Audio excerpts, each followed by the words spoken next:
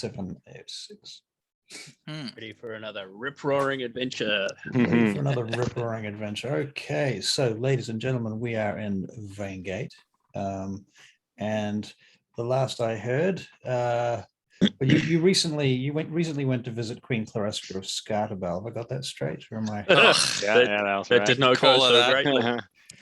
Right, and that was pretty much resulted with Josiah with his head on the floor in front of the throne with a pike stuck to the back of it. That's right.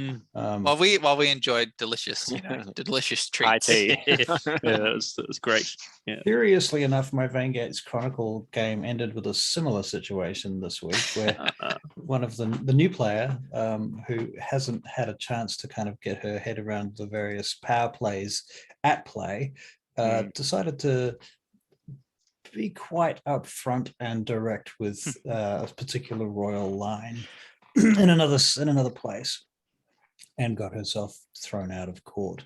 They're very snobby. They're very snobby in regards to etiquette. Yeah. Well, the way I look at it is, I mean, if you can't say something to a cop, yeah, that's true. You're not going to be able to say something to the cop's boss's boss.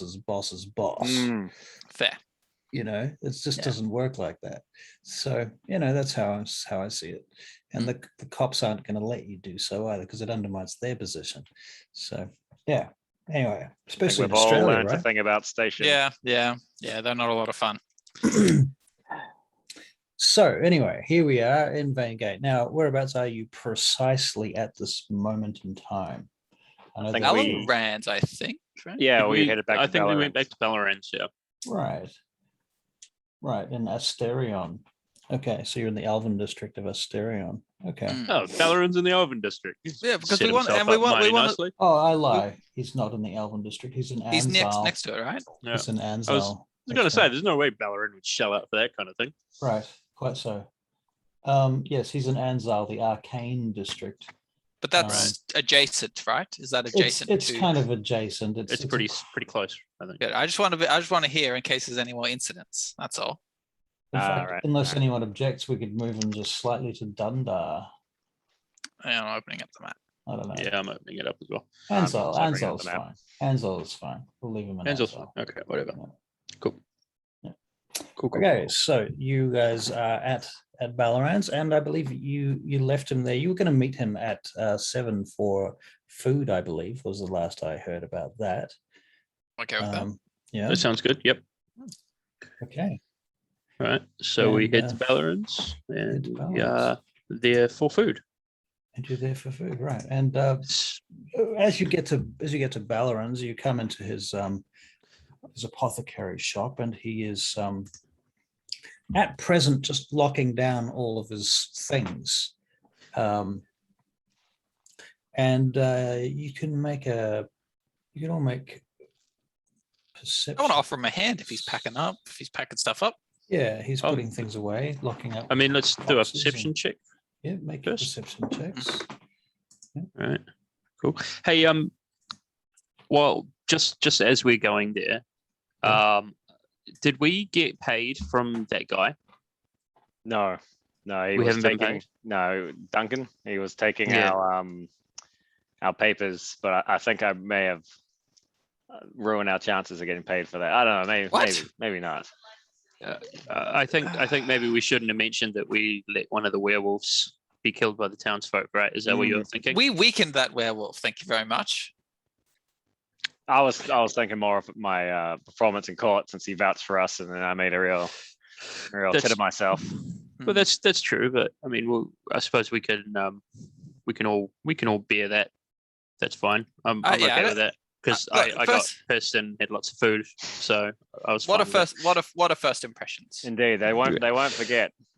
In the Vaingate Renegades. Now, the reason I mention this is I want to ask permission from the party for something. Or rather, not just permission, but also what they think, because just hold the line. All right. You're in the apothecary, and Ballaran is putting things away. So if you want to ask questions, you can do it in character. Yeah. No, I was. I thought we were in character. I was asking a question in character. Yeah, and it's okay if Ballaran hears. Okay, so Ballaran's moving things around, and I see you've come back. Yes. Hang on. What was the perception? Hey, Bell. Perception? Oh, Right, yeah, so I got you made a it- 17 in perception. A 5. 22. All right. So 17, 14, and the 22, you guys get to make Arcana checks. Mhm. Damn. That's a nat 20. All right. I've used mine up for the day. That's 8 from Hank. Okay. Oddly enough, Hank, you must just be used to it, I think. You're not even thinking about it because this is typical Ballaran. What else did we get? Tricky Bob, what did you get for your Arcana check? Oh, sorry. Is my mic working now? Yeah, it's working. Okay, cool. Arcana. 7. 7. Okay, you're obviously you're paying attention, but not to this. So I guess this goes over your head. You're paying attention to the carts going past outside the door, and a company of elves that go past. And in the distance, Tricky Bob, you can see there's a group of wizards with tall, pointy hats walking. Sorry. They're walking with one of them has a censer at the front, and he's swinging the censer left and right, and this incense is pouring off it. And behind them is this parade of these wizards, and they're carrying this large, heavy-looking box, almost as if it was a coffin, through the streets in the distance. But that's not what the perception check was actually for. Gimbal, you notice a shimmering movement in the room around you, as if there was. It reminds you of when you first summoned Momo, and he came up out of the Feywild and burrowed into this reality. There was this kind of shimmering transformation as he emerged into the prime material plane for the first time. And so you get this impression there's something here in Ballaran's apothecary, some sort of guardian. All right. Ballaran, you've got Yes. you've got some kind of magical protection around here, right? This is your doing. Oh, of course. Yes. Okay, good. All right, good. Just checking. The No, that's Igigi are air spirits. They will keep things at bay and keep an eye out. Oh, that's very useful.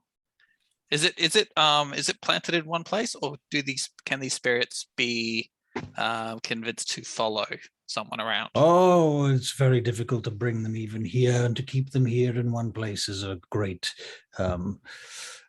sort of like a contract.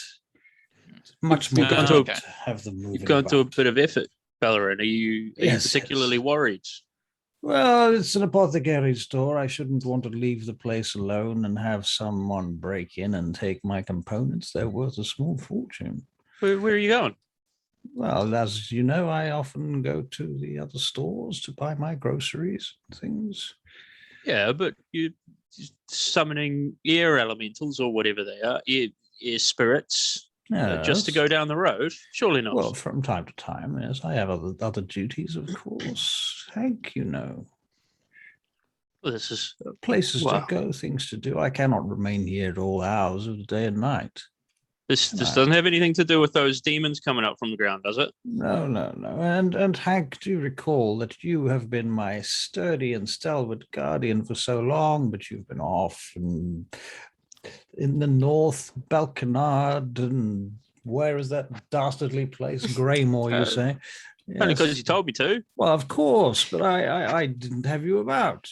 Normally, I rely on your eyes and ears to keep track of things, and if I need someone to go and fetch some dandleberries from the market, then typically it's you. All right. Dandleberries, Hank.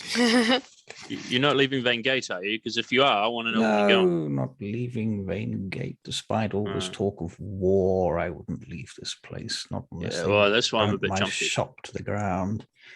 Have to get past my dead body first, I suspect. Oh, are there many other alchemists in town besides yourself? A few. On that, actually, that's a good segue into what I wanted to talk to you fellas about. So you're aware that I have this ring of protection. Mm-hmm. Yeah. Mm. We made an agreement that all of our magical items were to be for the party, right? They were shared between all of us in the party. What? Ye- More like More or less, everyone's you know. free to use the items that we get together. But I mean, right. if we ever were to disband, then we would have a meeting for it. I would like to suggest, if it pleases the party, that I give my ring of protection to Ballarin, because I'm a little bit worried about him, and on a loan basis, not forever, just because I think he could probably do with it better than I could. Kind of you, Hank. Does Very he need kind it? of you. Yeah. He's got magic spirits Yeah, protecting him. he's got like beings made of pure Oh, air. What I hovering did around. want to ask quickly before you give away the ring, let's think about this. Valorant. Now, have you I been suppose I'd leave contracted that up. by the Oh. army at all? Out of game, I'd just like to say this: if it please the party, why don't you talk to the fucking royals like that? If you don't respect them. They've rubbed up on me now. You know, I've spent all day in the royal court, and I'm you know, I've picked up some languages. Yeah, Right, right. picked up some idioms. Right. I see. I see. Okay. Yeah. Cool. If Cool it story, bro. pleases the party. Yeah. Anyway. Well, I'm see, going to keep using it. So there. it's good. I love it. Yeah. About Ballarin, do you have any protection from the guards? Have you been employed into creating potions of healing for the army, or is there any contract work going from them? Yes, I do have such contracts. Yes, of course. So yeah, you don't need to worry about him. The guards will come to his call. He's one of their chief suppliers. I mean, Alright, look, okay. it's Hank's ring. If you want to But give yeah, it up, it's up to you. Yeah, you can if you want. don't let us Ballarin- stop you. Ballarin, would it be useful to you? He puts his hand on your shoulder and he says, Hank, presently I spend most of my time here hunched over some cauldron or another, or in some book. I have little use for your ring of protection, and to be fair with you and honest, it did not come in too often that I am assailed by thugs or other members of whatever society who might want my wares. It's Different times, though. These are different times. This is true. But after all, it is you that I send out into the world to deal with such issues. Yeah, but I've got these clowns. Yes, but you could never have too much protection when you put yourself in the way of harm. Not too many. Especially when times. you've got these clowns. If, Okay. on the other hand, tell me again, where did you get this ring? Where did we get Found it on a dead body Oh, Oh, the elf. The in a Daughters of Twilight. crevasse. Yeah. Yes. Oh no, that's right. Oh, right, sorry. Daughters of Yes, I found Twilight? it on the elf, on a Daughters of Twilight body. Yeah. Oh, you- oh my. Hank, Are Hank. you worried about having this ring if we go see the daughters? I was going to There's put it that in my too. pockets. Listen You to me. guys. Hank, we have great. I personally have some respect for the daughters, and I feel that if know. you intend to go about, Well, I wasn't You know going to what tell I'm you I going to got s- it from the Daughters of Twilight. what were you going to tell me? Lies. I I was, suppose. no, I wasn't going to lie. I was just not going to give you the entire truth. Why is But that? I'm rumbled I now. wonder. You didn't want to Because keep I the like- ring. No, but I Why wanted not you give to it have back it. If it Well, belongs if you don't want to it, them. well, I found it. It's Well, been there for a long time. You know, I think that I could use it better than the Daughters of Twilight could. They've probably got lots of them. Well, I'll tell you this much: the quartermaster of the Daughters of Twilight is a fellow named Milmore Glass. Millmore.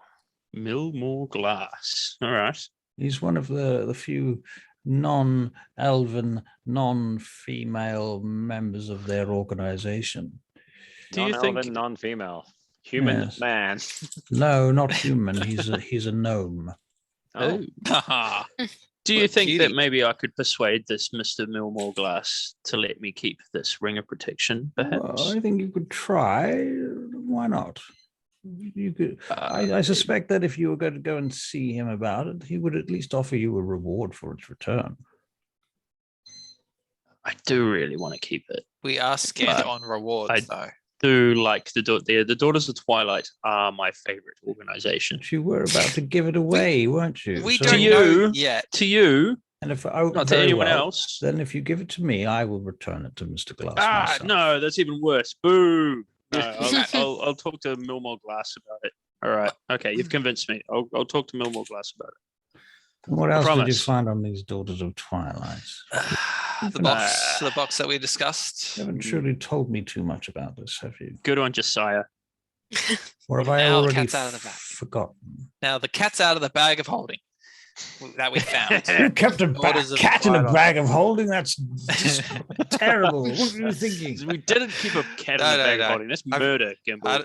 I know it is. I went in that bag. Thank you very much. I know You it's went not a great inside idea. a bag of holding. What I pulled them out. We did this. Don't worry about it. It's fine. these we all pulled them out, miscreants actually. you're working with, Hank? It's good. The That's why we gave him silliness. the ring. Utter silliness. Found yourself in the company of fools. Well, I mean, let's not all tar us with the same brush that Gimbal. Yeah, Tricky Bob's all right. So- what? Yeah, this is a bit offensive to me. Look, all right, True. all I've right, been look. nothing but reasonable. I bet take if it I all was back. in that Oh, court, hang on. I bet if Tricky I was Bob. in that court, we would be handsomely surrounded by warriors. Handsomely surrounded by warriors. Yes. Yes. About to be hanged. That's right. Handsomely surrounded. If yeah. I recall a little anecdote from that trip to the mountains, I recall Tricky Bob taking a running leap right down a crevasse. Ooh. Oh, because Yeah. none of you Yeah. considered the fact that my legs are about like a third of the length of all of your ones. You said you could do it. You told me to. I don't know. Sounds like an awful journey you've been on. Oh, it's Yeah. getting better. Fun, we make It's stories. all right. I got a ring. All right. So when we meet these daughters, well, so how does Millmore, does he, so can he? You should probably call him Mr. Glass if you don't wish Mr. to Glass. upset him. Mr. He apparently Glass. has a temperament. Ooh. Ah, Short feels man like syndrome. everyone's got something up their ass around here. Vaingate, Rick might be tall for annoying. Okay. And Mr. Glass is with the daughters. He's in their area. yes, you'll find him at the temple if you ask about. Is he a wizard? Hard to say exactly what he is. Okay. But he's not in armor normally. Or a guard or like a paladin or I've not met the I've heard the fellow daughters have like myself. certain people they go for. Rangers not being one of them. It's a bit rude. They do keep rangers. They do keep company with rangers. Oh, Ooh. okay. Well, never mind then. They What about they also hire mercenaries, I'm told, from time to time Mm. when it's what about so chubby suits them. thieves? You guys, that's us. What about, do they take jobs? They do, yes. Okay, I vote we tell them about the box and we offer them the box in exchange for help. I suggest thought that you that was do the everything plan. you can to please the Daughters of Twilight. If you're looking for good employ, they're a solid contractor. Mhm. Mm. Oh, we're They have- perfectly charming. They're going to love us. They have I'm super down with that ongoing, plan. ongoing work. They have good pay rates. People don't complain about their ethics, usually. Mm. Mm. Well, that's good. Any other employment bonuses? Dental? Would they- I was Do gonna make a they- dental joke. I suggest you talk to this Mr. Glass. You should know too that the leader of the temple here is called Solanor Temple. That is named after one of the elven gods. I'm sure you, Gimbal, probably already know that Solanor. Much like the mercenary group, the company of Solanor, who are elven archers, but that's a separate issue.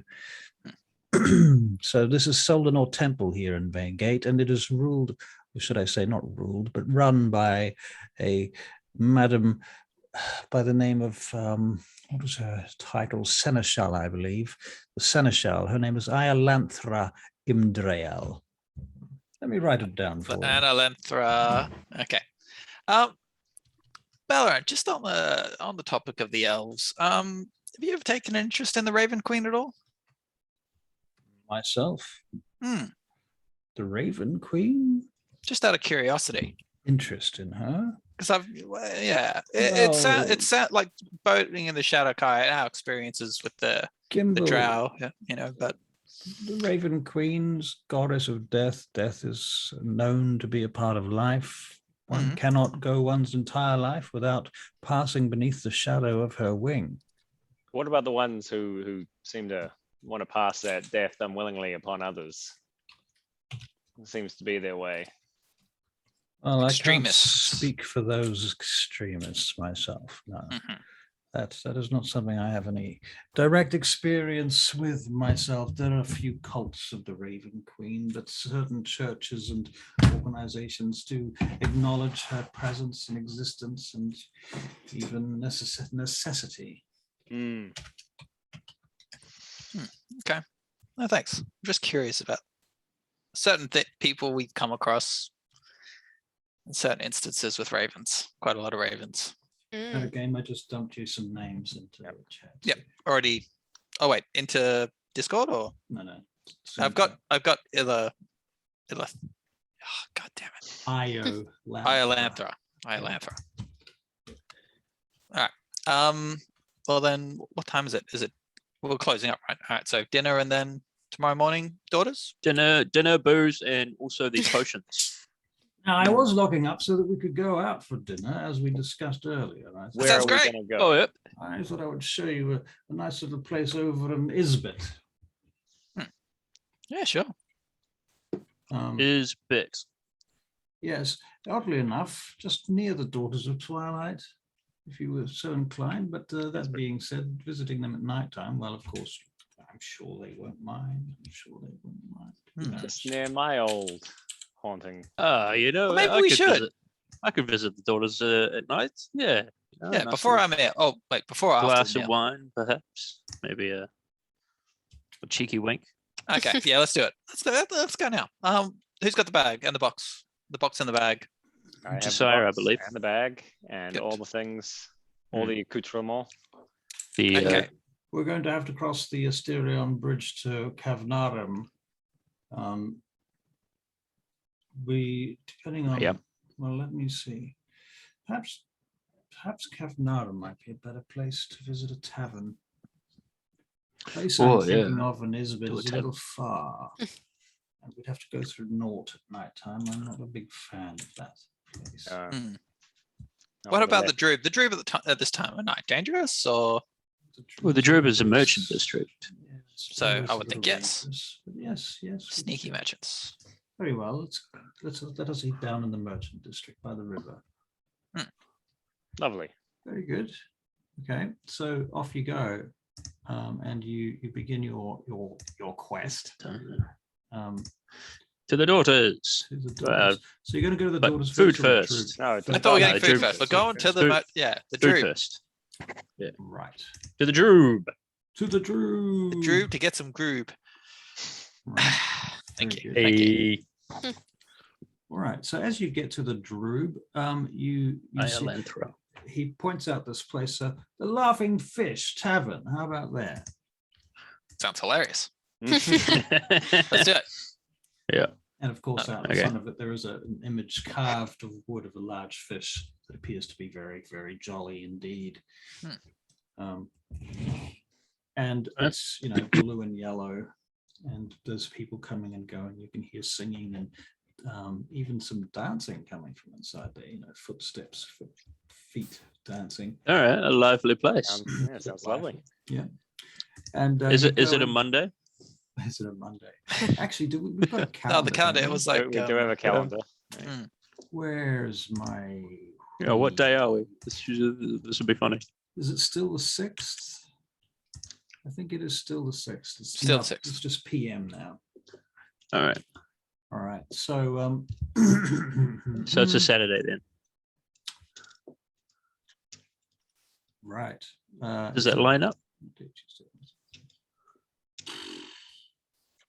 Why not? It's going to be a busy night. It's going to be packed. Yeah. Well, that's probably why Ballarat wanted to go out. Well, Saturday night. did we make a reservation? Ballarin, I hope you're on Get his top of groove on. this. Right. So a reservation. It's impossible to make a reservation. All right, fair enough. I'm pretty sure we can find a table here. I've been here a few times. And so you sort of wander in and a few people sort of stagger out past you. There's a very drunk looking dwarf sitting on the far side, and he's let me tell you a story about the time when, and he's going on like this. Meanwhile, you can hear singing and dancing. Let me get my bearings. You go over to the do you go over to the bar itself, or do you just go straight for a table? Well, as we're walking out, just turn over to everyone. All right. So are we definitely doing the daughters tonight? So I'm not Night. Let's go for the daughters tonight. I'm not going to have any dragon's breath. I'm just going to have an ale. Do you think it's kind of inappropriate to show up to somebody for a request at night? I do. Let's just get drunk. The daughters of Twilight. Let's get drunk. I'm getting drunk. Doesn't mean they operate at Twilight. They like the Twilight. I think it's strut more up of to a the bar. symbolic thing, you know, like the missing of Moonbow. Ballarin said it was A all right. constant state of Twilight. Is it okay, said it was all Ballarat? right. Said it's all right, but you know, it still feels weird. Personally, Come on, it feels weird. I would head in the morning if I were you, to be honest with you. That's right. Let's Alright. get smashed. Come on, Hank. Very well. But if it were a matter of supreme import, then perhaps talking to them might be considered urgent. I mean, it's How only urgent important is if it? no, it's only if we get drunk and open the box. Then it's urgent. Yeah, it is kind of urgent, and it is also like, can we be fucked? No, it'll be fine. Right And now. come I on. reckon in the morning. We'll go see first thing in the morning. We don't know what's going to happen around Good the court. evening, sirs and ladies. I'm Ranfallon Locknam. I'm one of the proprietors here. Myself and my husband, we're the Locknams, and we own this tavern. Is this do you have your a- first time here at the It Laughing is. Fish? Right. Would you have a shorter name we can address you by? Just for Lucky. later when we've had a few drinks. You can call me Ran if you wish, and she tweaks your cheek. Ah, Ran. do you have any dragon's breath? Dragon's breath? Dragon's breath. Oh, Dragon's breath. I'm not having any of that stuff. Dragon's Never ends up breath well is- for us. Is illegal now here in Vingate. It became illegal Oh, due to an good. ordinance passed And rightly so. only 2 weeks ago. 2 weeks? 2 Yes. weeks. Is there any reason why? Well, it was passed by Stuart Fenholm under the advisement, apparently, of Marshal Einslaw, Lord of Kalen. Mm. What's the next most potent drink? What's the most potent drink you've got in the house? Now, Gimbal, Yes. just steady on now, right? Let's start with an ale. Get into the heavy stuff later. yeah, We're right. here- we're here Ale, for a long time. ale and a meal. Yeah. What Very would you well. recommend? Well, I've got some stout here that's been brought in from up north near the Talbaros, or far to the east, across the ocean, Talbaros, and it's very fine indeed. But oh, so expensive, so expensive. Do you think could you afford Oh, no. it? Your cheapest, What are we- beer and your most popular meal. So you're What are looking we for cheap talking? but good and potent Not good. and You're every 18-year-old I ever served in a bar. Not Timothy. good. Not good. Cheap beer. Give me your And cheapest, The strongest. recommended meal. Yeah, And later with the we'll get most to the amount good of stuff. alcohol. most amount of alcohol, but for the least amount of money. I'm always like Yeah. that. I don't know what you're talking about.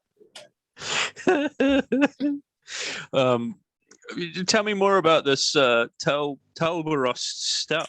Well, what are we talking here in terms of coin? Like a tankard for? It doesn't not 10 come in silver? tankards, I'm afraid. It's Ooh. not an ale. It's a type Ooh. of very special elven mead. They say it's the recipe comes all the way from the Feywild. All right, so let's. Oh, that does sound good. let's- How much is it? 100 gold Yeah, pieces for 100 gold gold pieces. 100 gold pieces. If I'm glad you haven't Hank- served Hank me kinda drink because I goes- would have spat that out. Yeah, exactly. But they do Hank, say that Hank if does you a do dry drink like. a glass of this, and they say you'll be seeing things and you'll be hearing the bardic noises coming from the weave itself. I think I that's can't stretch for 100 I- gold. I I gotta would- pay this. This is old ridiculous. clout I wanna go- some I wanna go money for over a sleeping Hank- potion. So can you'd pull like them to in a headlock. downgrade it a Hey, Hank. little bit to something a little bit Hank, more reasonable. Do you 50 gold? I've got 50 gold. Yeah, I want my sleeping potion too, Gimbal. It's not a worthy investment. I cannot imagine the turnover of this product. It must be sitting on that shelf. Look, for- I'm for definitely coming I'll back, be here back for for one it. of these ridiculous elven stouts. Yeah, but not tonight because we're not flush yet, right?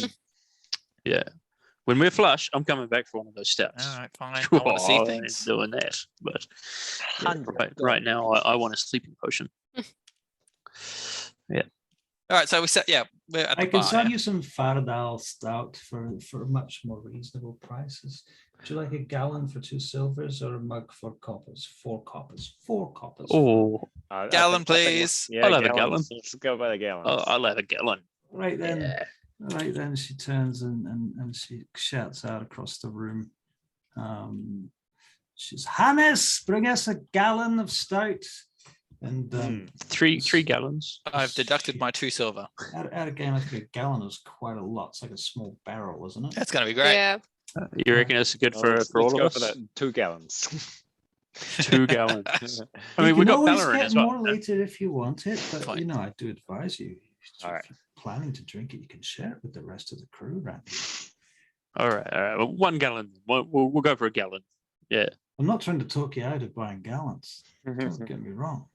Well, Well, yeah, we'll have 2 gallons for now, and then we'll see where the night takes us.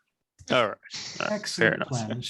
Hannah's I'll pay. husband, I'll do the first shot. All her right. husband brings over 2-gallon flagons, like these 2 small barrels, and puts them on the table and uncorks them for you. There you go. Mm. I see you've met my wife, Ran. She's beauty, isn't she? Ah, she's lovely. The most beautiful thing I've ever seen in my life. Steady on, hey? Is he a human? It's his wife, man. Are these 2 human? They are humans, yes. Okay, cool. Good to know. Right. I'll say you're a lucky man. Thank you very much. And she smiles and curtsies as well. And she says, and would you like some food with that? Yes. Love What would have you a- You recommend? can, of course, smell food sizzling. Do and you have a meat pie on the menu at all? meat pie? Well, we do have pies. We've got presently a mixed bird pie. Mixed. Mixed bag. Bit of raven in there. Ugh. Any other? Can you guarantee there's no owl in the pie? Oh, She looks over and Hannah, are you sure there's no owl in that pie? Of course there's no owl in that pie. They're only what does he refer to them as? There's got to be a word that describes distinctly birds that are Evil, considered something. evil by it. Like a raptor, birds that like hawks and eagles and stuff. right. Or Like prey, birds of prey. yeah. As opposed to The like yuck chicken. ones. Well, okay, hang on, wait a minute. No one wants to eat that shit. They want to eat like chickens and quail. You want to Yeah, eat? plump So fat like things. prey as Right. opposed to Right. Yeah. So, What do you call them? There's a word for. There's got to be a word for this. Fowl. Nesting perhaps. birds or Fowl. Yeah, some sort of Poultry? fowl, like poultry is what Poultry. we're after. Poultry. Fowl and poultry pie. How is that for you? Yeah, sounds there much we better than go. Mixed bird. That's what I'm Mixed after bird. there. That's how it You translates bring your into menu Alvin. out. I want to see what other kind of. Well, hold on. We horrific shouldn't descriptions you tell got. them to start calling it foul pie. That sounds horrible as well. Well, We have fowl we and have the poultry. flesh of It has a beast. W in it. Yeah. All right. If you've got the and, it makes it okay. Because also foul Yeah. poultry is not good. Poultry and fowl pie. I'll have a Poultry. stew. I could go for a stew. Poultry and fowl. Yeah. For a poultry fowl Okay. pie. A I poultry. Do you I have- don't think I'm very hungry anymore. Do you have any fish? Of course. We have the black droob dish, if you wish it. Yeah, sure. Let's get that. That sounds good. The most unappetizing things. A pie for me, please. I'll have a fowl and poultry pie. what's your Eel- vegetarian menu like? Sorry, what? Yeah, your vegetarian menu. What? You know, Non- vegetables? Something like Do you that have any meat? carrots? We have potatoes and carrots, but we don't typically serve them by themselves. Although, you know what? We could make an exception for you, young dwarf. Of course, if you'd so like, I could cook you up something like that if that's what you want. It's Greatly not on the The menu. appreciate laughing it. fish is the one. The laughing fish is the place. We have there's eel. That's a vegetable. How do you right? cook your food? No, maybe like you could carrots and potatoes. Carrots, potatoes. Maybe some cabbage. Boil it Mm. up. Salt and pepper. I'm out of game. I'm thinking, dwarves probably eat a lot of mushrooms. Oh yeah, they do. Yeah. Yeah. And yeah, Mushroom for sure. soup. A lot of underground kind of roots and beets and things. I don't know what grows underground, but that sort of stuff. Potatoes. Potatoes. Carrots. What are those horrible things? Like hook horrors. They can eat What? hook horrors. Hot horrors? I think that's what they'd eat. It's like a That's- giant chicken. That's not a vegetable. No, it's not, but it's a monster. I mean, eating a monster is not the same as eating an animal. Monsters are It's not a evil. living thing. Oh yeah, The true. plant-based monster count as a. Right. Like a myconithid. Oh, Yeah. if it thinks it's. I also think that the meat. differentiation Yeah. between monsters and anything else is something that D&D sort of categorizes as part of their game system. It's a mechanical Yeah, that's true. difference, not a. Yeah. Okay. So it is an animal, really. hideous, monstrous animal, but still. But still, hideous, monstrous animal, kind of like humans. Disgusting humans. Good thing I'm not one. Right. Yeah. Okay. Well, what else is going on in the tavern? Is there?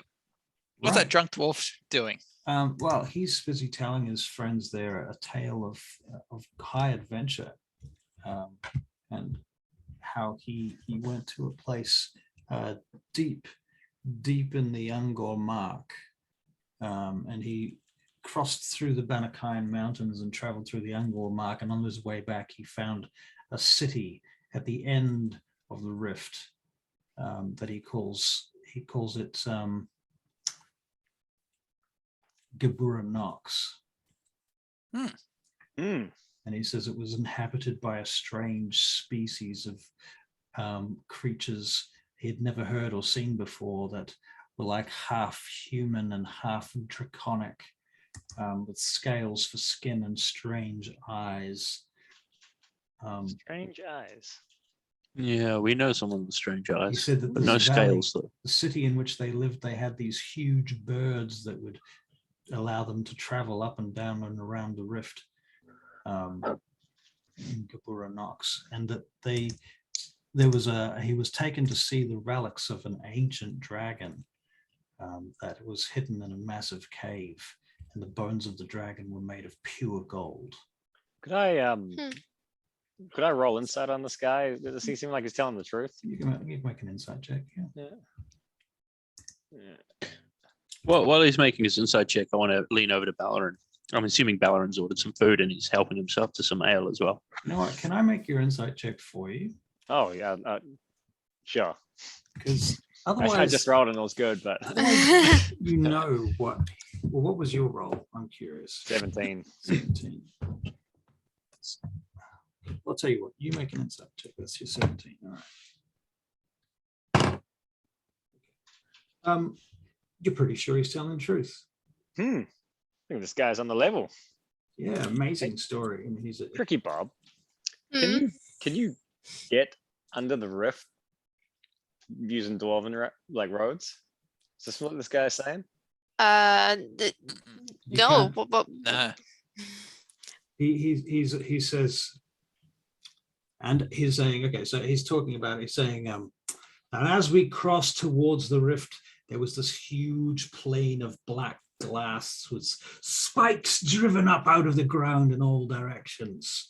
And overhead, we saw the shadow of a great dragon fly in our direction. So we hid beneath the spikes and in the trenches of the glass, and they call this place Maglubiet's Maze. We heard that name. Yep. before. Yeah, we know that. So what he would have done as in like his journey, whatever, that wouldn't have been a dwarven expedition, right? That would have been something different. Why didn't you ask him, Tricky Bob? Tricky Bob, go buy him a drink. Let's get him over for a beer. No, just Tricky Bob. Dwarves love dwarves. Yeah. But it just, okay. Well, you're from Australia, right? Do you know this guy called Philip? Yeah, and Yeah, he's Australian too. Yeah, you probably know him. He was next door to you, right? You might have gone to school together or something. Yeah. I laugh, but I have guy? actually had this experience from an Estonian person. Right. Yeah. yeah, because Tricky Bob is not too she's a bit afraid of the depths of the ranges, so to say. So she's not super comfortable to like go out and just talk to random dwarves about it. Right. Well, we're still waiting for our food, right? Yep. Yeah. Okay, fuck it, I'm doing it. All right. Sorry. I go. Oh no, so if anything, like I think she'll be eavesdropping and trying to figure out if she can like recognize the expedition that he's talking about as one of the dwarven ones, or if it's or if it isn't. Right. Well, first of all, Tricky Bob, can you make a perception check? Perception. Zoinks, 4. Okay. What's got you distracted? Is it the ale? She Tricky Bob doesn't drink.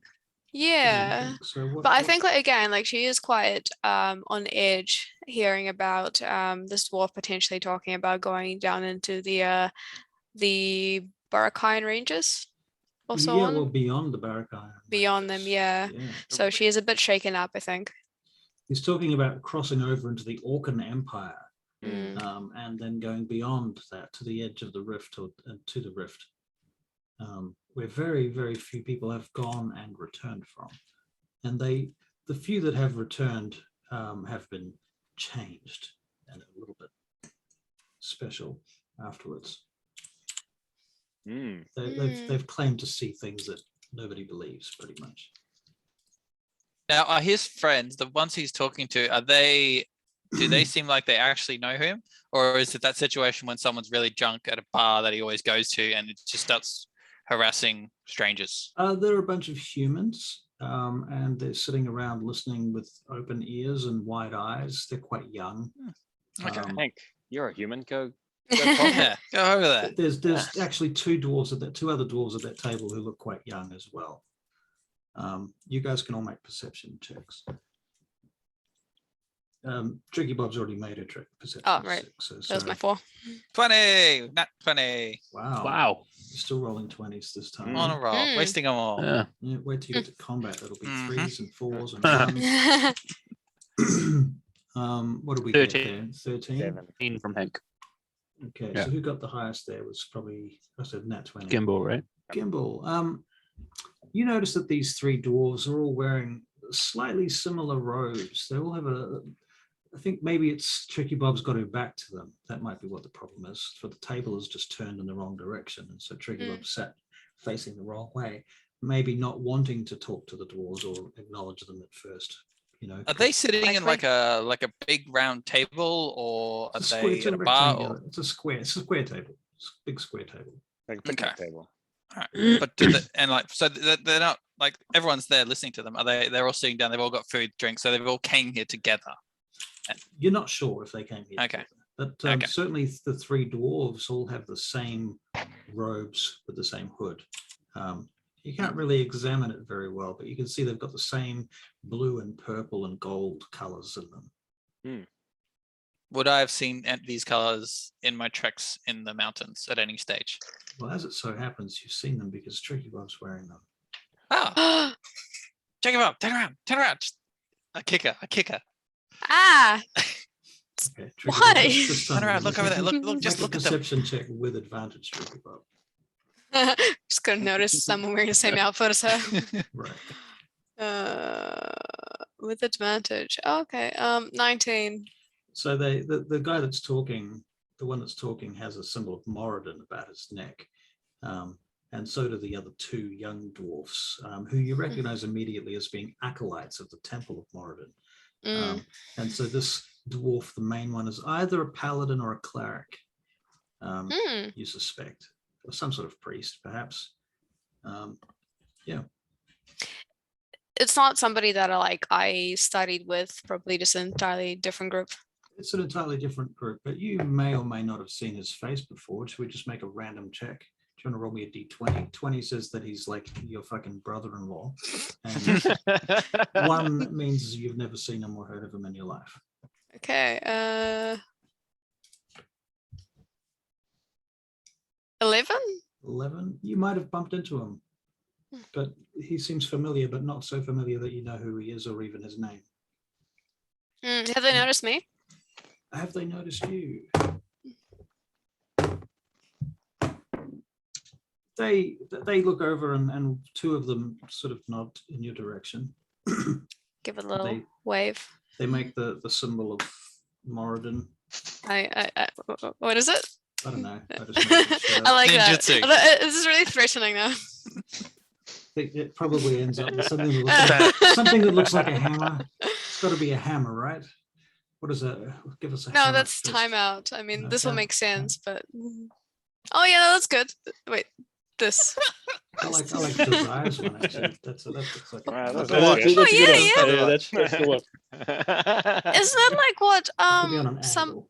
Yeah, I think like some white power gang does a similar thing. No. No. Doing well. We're doing well. Oh, fuck. We don't want that. All right. So he continues on. He sort of stops and he turns around to you guys and he says, welcome, sister. Greetings to you too, brother. You're How long have you been? Oh, sorry. Speak first, please. No, I'm speaking out of line. You are more senior than me. This is, I am interjecting. Oh, no, it's fine. What was your name? Tricky Bob. Unusual dwarven name. Not heard that name before. Did you acquire it from somewhere? My last name, I acquired it from I know my your family. last name, of course. Your family is familiar to me. I think I must know your uncles and brothers and sisters, but They were miners. My mother was an explorer / miner, mostly a miner. I see. Hold on, I'm just going to bring up my notes on your particular stuff.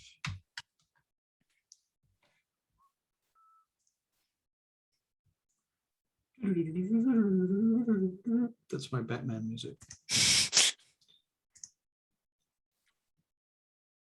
Okay. So tell me, who's your mother again? Oh, we didn't give a mother name, did we? Ma. Martha. Right. I see. Stoneheart, though, wasn't it? Right. Oh no, that's a good one. Her name was Trikina. Trakina. Yes. Interesting. So, all right. What's your dad's name, Bob? Yeah, that's what I was going to do. These are very That's how I strange got dwarf my names. name. Like Typically, Twilight. I get everyone What? to use the names from the lists in Xanathar. Oh, does something Usually. sound like tricky out there that I can kind of say was my mother's name? Let's throw that in there. We can work on it later. Mm. In any case, well, my name is Ragnar, named after the title, oddly enough. My grandfather was born of the Ragnar, proven blooded warrior line. And so I had got given that name, and thus something I had to live up to. I respect that. And I've heard of you. I've heard your name being, not the title, your name, you as in you actually. Oh, no. I'm no one. Truly, no one. I led one expedition once far to the east. And as I was telling these fine ladies and gentlemen here about that story, but truly it's quite a tale. Wait, this is not the same drunk dwarf that was speaking Scottish, is it? It is. Oh, okay. My goodness, he may not have been drunk. He was just drinking. Yeah, he is drinking. That's true. Right. Okay. My goodness, he's sobered up quite a lot. Well, yes, I overheard your story of your expedition and caught my ear actually. Sobered up in the presence of another cleric.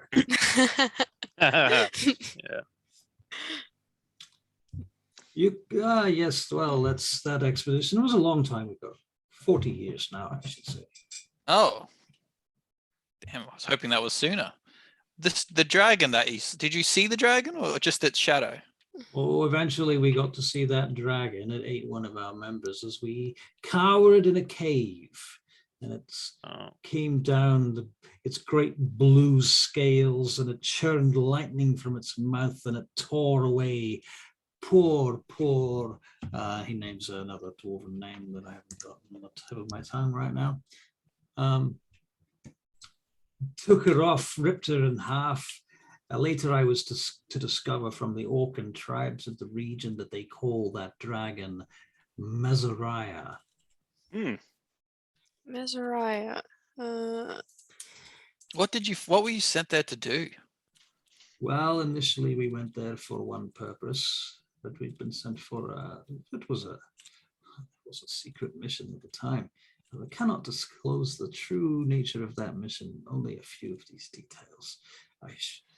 As you shouldn't, and I'm so sorry for my companion speaking out of line. He should have not questioned your expedition. Of course, I spoke out of turn myself. Here I am sitting in Vaingate talking these things as if it was not a care in the world, but of course, these things can affect people's lives.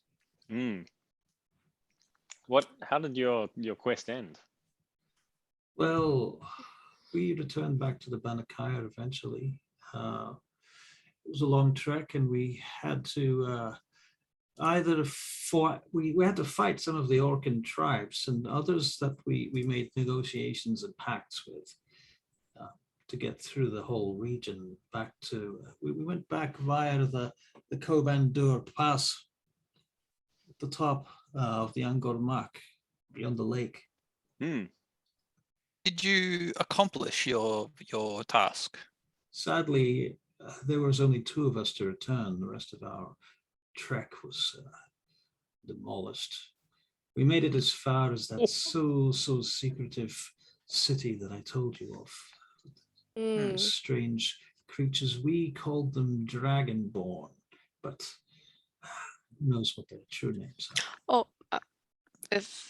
Dragonborn are not like common or even like seen at all. No, they are. Right. Nobody has heard of these creatures before. Okay.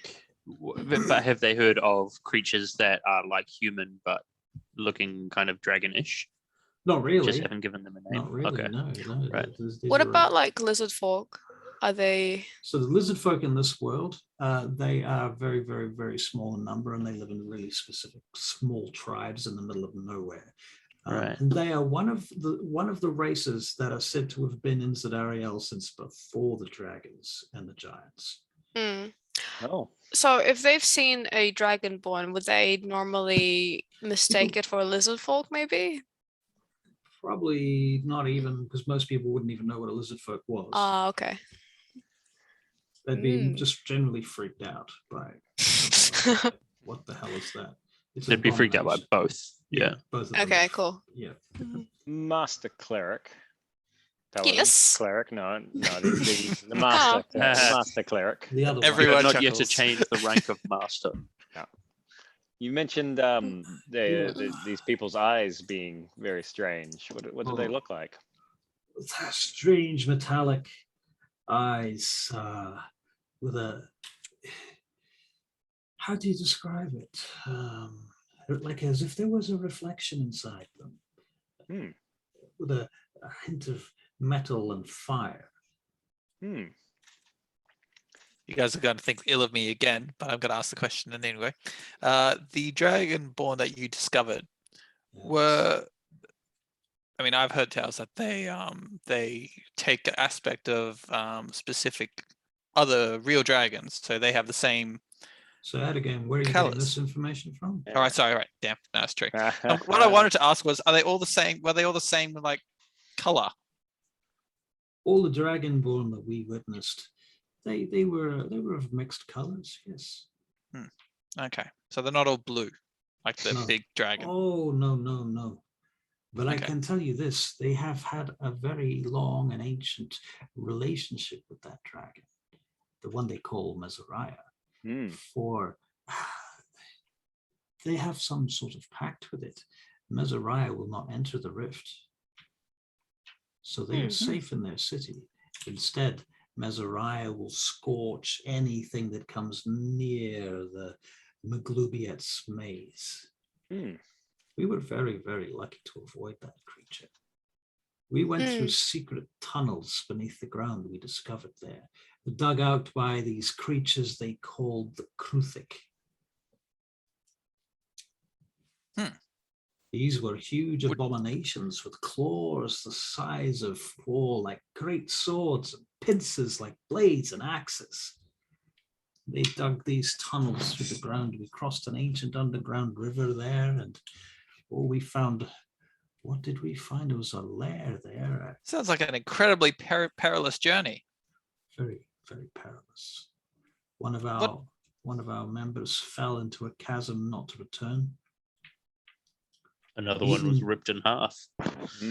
There was a swarm of these Kruthik that chased us for a while. We were extremely lucky to escape. Sounds very harrowing.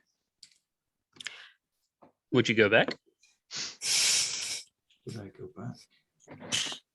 How would you rate it? You can make an insight check. I mean, what he means to say is, if we needed to go, could we hire you? Damn. 11. Why would we rolled need to an go 11. there? Obviously, it's not a good place to be. I mean, Might enjoy the trip. He's talking about how traumatic this journey was, how many of his comrades he lost. And you want to go down there? But we're not normal adventurers. No, I don't really want to. We lost a comrade too, and we're still willing to go back. You're not normal adventurers.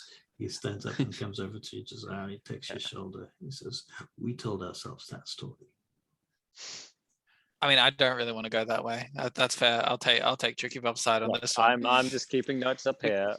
We're picking up leads. We're picking up information. Well, Personally, Ragnar, I think the idea of hunting a dragon sounds quite romantic. You don't want to hunt that dragon. no. I don't think we're ready for it, to be honest. Well, but, That is. I don't think we're ready for any dragon I'm right not now. saying we go off right now. I'm saying we take notes. Yeah. All right. Well, but Ragnar, would you know? I don't know. You're probably not willing to disclose it, but I thought I have to ask. Would you remember the locations of these secret tunnels? Oh, probably not now. Were there any, like, if you think back, were there any clues that led you there, or did you just stumble upon them purely by chance? As you enter McLubiet's maze, you'll see that the landscape is like blackened glass. There are various crenellations and trenches that weave through the location. And as you go through those trenches, some of them hundreds of feet high, like chasms, and some of them will hang over you, and there are it's okay. spikes of All right. black rock sticking out. Like some of it's metallic, oddly enough too. We saw strange faces in the glass. Sometimes, from time to time, we came across figures encased in the walls of the chasms, ancient-looking elves and others. One of my members believed there might have been an army once that was frozen there in place. They say the place was struck by Picard, and it was the comet itself that caused this entire plane to be encased in this black glass. Did you, I don't know if you spent much time, did you experiment much with this black glass? You mentioned there were people entrapped in it. Were they definitely dead? We tried to chip one of them out. Didn't end well. We couldn't. The body did not survive. Okay.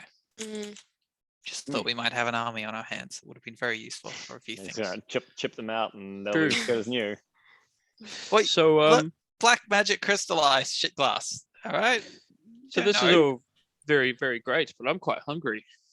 Has our food arrived? Your food has arrived. Hey, It probably arrived in the midst of the story. You didn't even notice it. no. I would have been eating. Brother, Cricket? what brings you to Waingate? Vane Gate. I was sent here to the temple here to work with the Temple of Moradin in Drovno over at the Banakayan Embassy. Is there a temple more than in Waingate? Oh yes. All right. I see. I did not know. Of course I knew. I was just asking directions because I got lost. Have you? Yeah. Yes.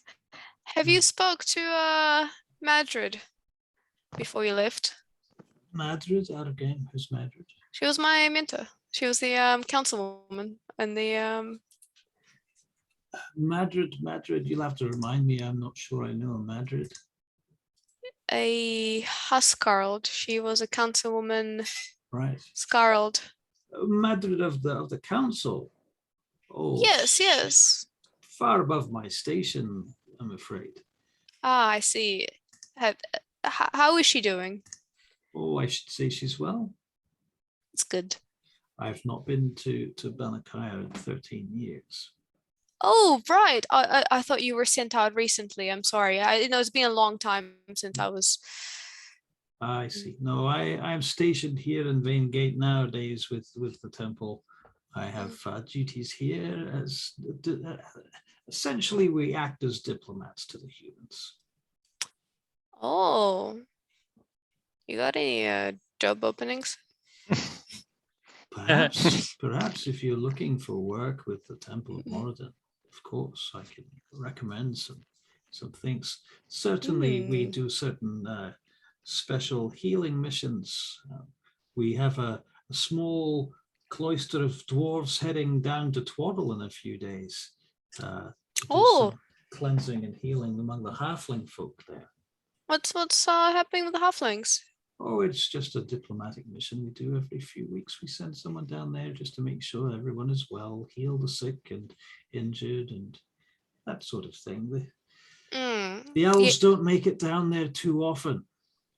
Yes, I fully understand what you mean. I personally was on a diplomatic mission out to Greymoor, healing the sick there. I healed scurvy and a vitamin D deficiency, rickets.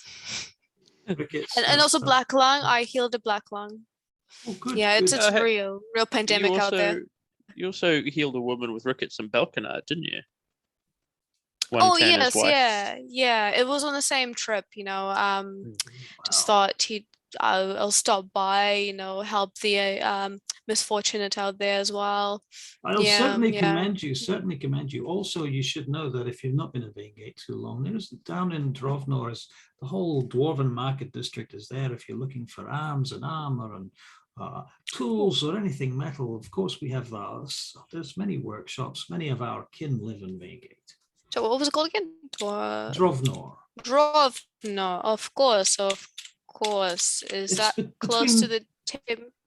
It's in Raxthasis. It's right near the temple, right behind the temple. Of course. That's exactly where I was gonna go. So you'll find the temple is up at the top of the hill, close to the Raxthasis castle citadel.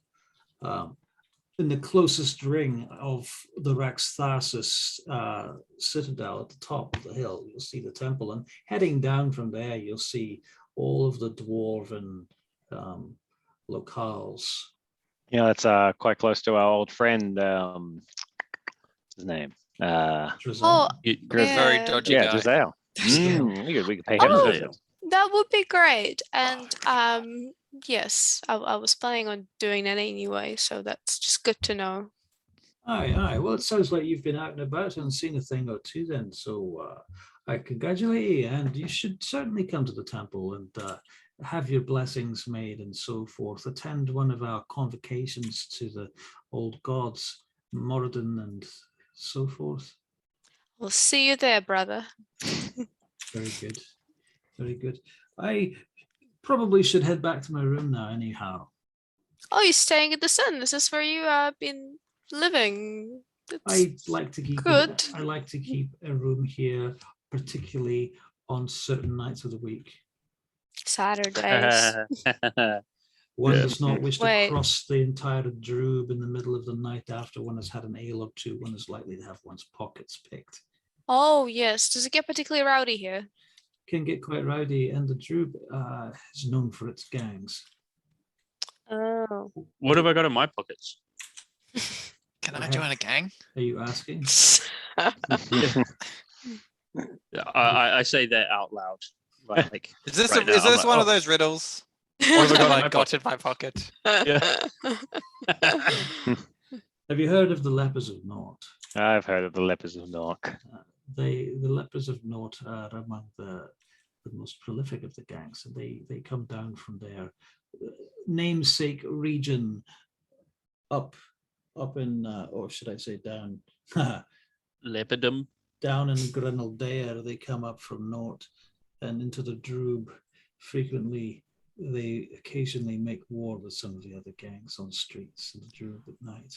Do they actually have leprosy, or is it just a title? Title.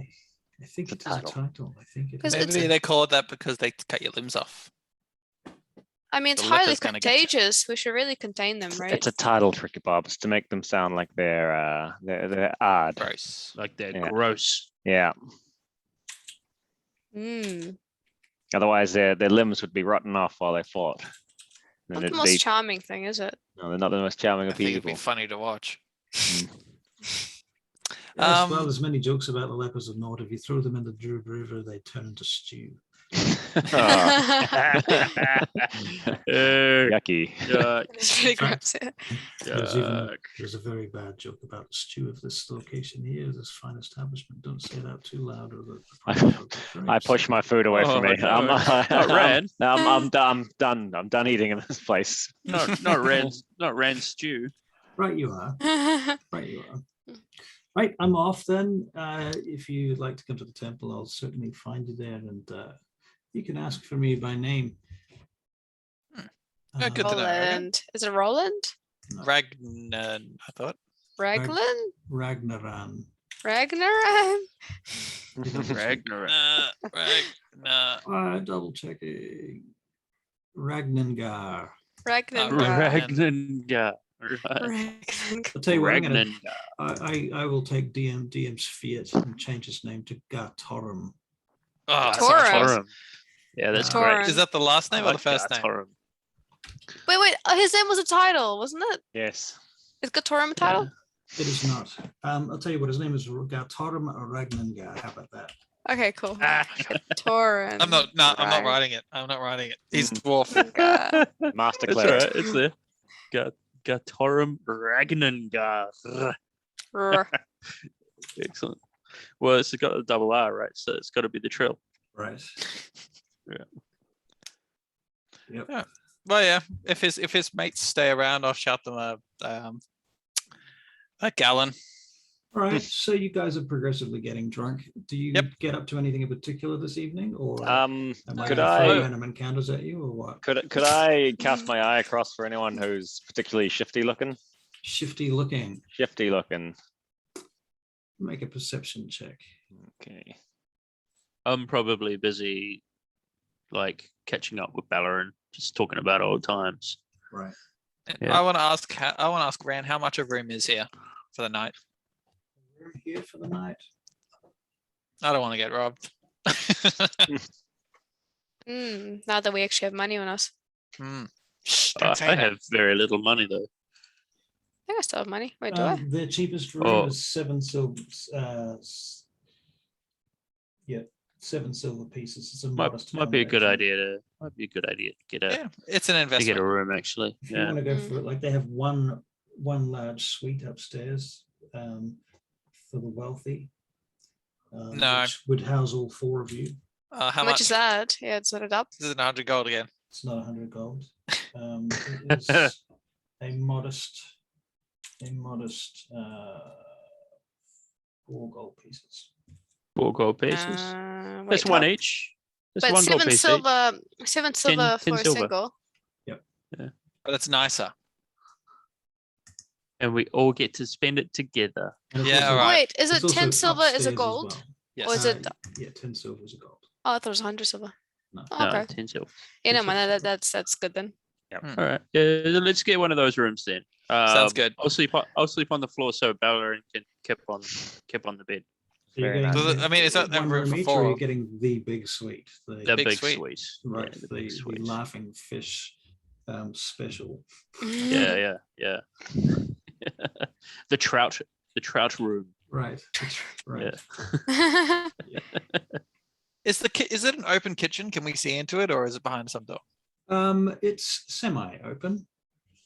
It's What do they parts of cook it their you can food see. with? The various Fire. things, obviously Like- fire and pots, but they That's what I also mean, have so, a like, is it- grill and Is it like a little- fireplace, like that they're putting the food into, or What are you gonna do to it? do they will- have a stove? a variety? Where are you of going things. with this? I just need to know. Just need to know. Mm, They have a spit. yeah. They Okay. have some pots on stonework ovens, I guess, is the closest I can think of to the term. They have metal plates over the fire. They have a big Okay. chimney that sort of takes all the smoke out. Yeah, does that make Okay. sense? Yeah, good to know. Yep. There's some big barrels of water, people carrying water in and out the whole time. Number of sweaty looking cooks and, food. In habits or something, like little aprons. Aprons, yeah. Grubby aprons. Things tied around their heads so they don't sweat into the food. Yeah. That's flavor. Seasoning. Yeah. Well, I'm just going to go to bed. Good night, all. All right. See you in the morning. What? You got to go to bed. Well, I mean, I can't. Yeah. We might have some random encounters thrown at us. Yeah. What's here? In the bar. I'm pretty antsy. I got some stuff to do as well. I'm having some fun with Ballarin. We're laughing about old potions gone amiss. Right, of course, Ballarin is still here too. Yeah, I forgot about that. Yeah. Yeah, we're on to the second gallon now. Right. That Gimbal bought for us because he bought 2 gallons. Oh, I thought we would have burnt through them by now. Oh, I don't know. Josiah, can you make a perception? Yeah, that was 11 for me. Well, that's fast. I had no sooner said it than you had rolled it. He's waiting. He's trigger waiting. You rolled that in advance. I did it when you first asked. Okay. It might have been a different thing. Fuck. Okay. Oh no, you did ask. It was for the thieves. It was to see if you found any. Yeah, I was looking for someone Just shifty, to roll but I could roll another earlier. one. Roll me another one. Roll me a brand new one. All right, Still brand a new little one. while. 15. Okay. Josiah, you see a couple of individuals that you know from a while ago, who used to be, I don't know about friends exactly, but used to inhabit the same circles. And back in those days, you were all trying to be members of gangs. One of them, his name is Erastel. Another one's name is Millard. The other one name, you can't remember his name. Millard. I'd like to saunter up over to them and ask them how things are going. Whoa, Josiah, where have you been? It's been a very long time. Stonewall. South Wall. Oh, South Wall. I did always get that wrong. Yeah, like the place. Remember? Was that because you were born over there in South Wall, was it? I mean, it was where I was raised. Well, you were raised there. I thought you were dragged up like the rest of us. Just like the rest of us. Like the rest Listen, of us. I gotta get in touch with Mother. You're looking for Mother? I'm looking for Mother. Well, Can we hear this? Josiah, can they hear this? I don't know. We looking at me when I walked over to these guys? I mean, yeah, you wandered off, but I don't know if you went really far away or not. And are you speaking common? Make a perception check, please, Gimbal. Nope, that's a 1. There it is. Wondering where that was coming in. What you're noticing, Gimbal, right now is outside through the. There are windows, but they don't have glass in them. They've just got shutters, and the shutters are currently open. Though it's early evening and it's a little cool, but the heat from the kitchen is keeping the room at a fairly decent temperature, and also the food on your plate and what have you. And looking out through the shutters, you see a small contingent of daughters of Twilight riding past on their horses with their plumes and their fancy barding and their flashy shields and swords. Right, cool. I pull out of the bar and say, "Up, I have to take a leak," and then wander outside. All right, Ballarin's like, where's he going to take a leak outside? Yeah, I'll say to Ballarin, like, Gimbal, he just does some weird shit that we don't really. Did you know that Gimbal is a gnomish name? I looked into that. I wonder if he knows that. It's very odd for an elf to be called Gimbal. I didn't know that. I don't know many gnomes. Do you think he knows that? Probably not. Should we disavow him of it, or should we let him be? I'll keep that information until it's more pertinent. All right, so Gimbal, Definitely. you're heading outside. Mm-hmm. All right, and you get outside, and these elves go trotting past you. All right, so it's late now, isn't it? Well, it's not that late. It's like 9 o'clock. How many are there? 6 of them. Okay. I guess I'll just stare. I'll just stare awkwardly for a while. And then I'll turn towards the tavern's wooden, like I'll walk to the side of the tavern and pee on the wall. Okay.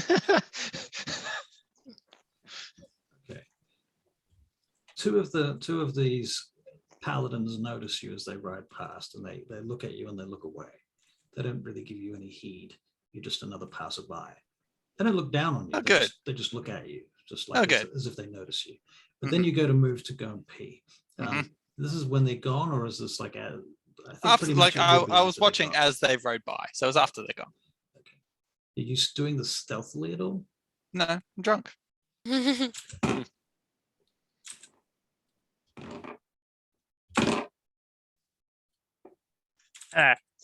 All right. But shush, it's fine. No, I was looking at Russell's facial features. You make another perception check. Mm-hmm. Trying to read the 18. my poker face. Yeah. 18. Okay, so while you're standing there taking a piss, you're in the middle of your stream against the wall out the back of the Laughing Fish Tavern. You see a couple of city guards kind of sauntering past you. There's 4 of them, and 2 of them actually look drunk. Oh, good. Okay. They look about as drunk as you are. Mm-hmm. The other 2 are like one's got one on his shoulder, and they're trying to kind of keep him upright. And they're looking around, and what they see you, one of them sees you, and they just decide to move on. Yes. Cool. Yep. I finish. I don't cut off midstream. Right. And I'll saunter back in over time. Yeah. All right, very good. You do that. Meanwhile, Josiah, you're at the table with your 2 old friends, Erastal and Millard. Right. So where have you been then, Josiah? We were expecting you to come back to our little haven that we've been setting up for so long. Nothing. Disappeared. Things went down. I decided I wanted to get out of the heat. I don't think Bangate life is for me anymore. Tell you what, Josiah, you want to roll me a d20, just a flat d20. Sure thing. No bonuses. Yep.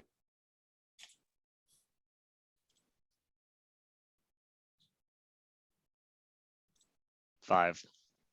You vaguely remember that Millard owes you a silver piece. And in the same breath, can you roll me another d20?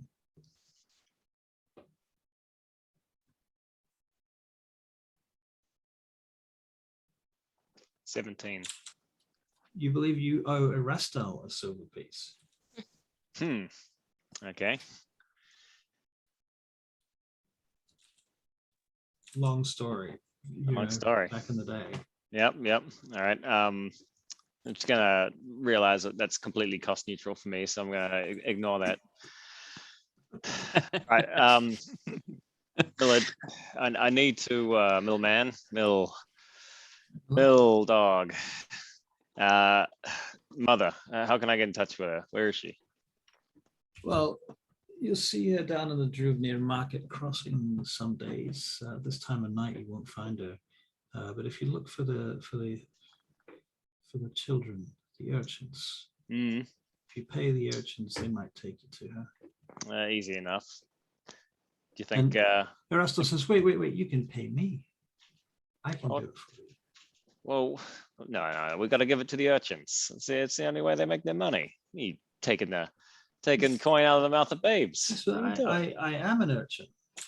We're all urchins, but you're of age now. That left behind you. You're part of the criminal brotherhood now. It's streets like there. No, you gotta give them the coin where they can get it. I heard you joined the Red Ravens. I was with the Red Ravens, but it's a funny story actually. See, I was with my new friends back there. Oh, you've got new friends. New friends, indeed. Well, you can introduce us to your new friends. I think they're a little too high class for you. I don't want to. We're not good enough for you now, Josiah. That's pretty much what I'm saying. Help to find Mother. Well, you'd like to involve yourselves in what I'm doing. Would we? You see, I've been to see the Queen. Have you just? Indeed, I have. Queen. Well, Yeah. that's a nice story. Do I have anything that I could show as proof?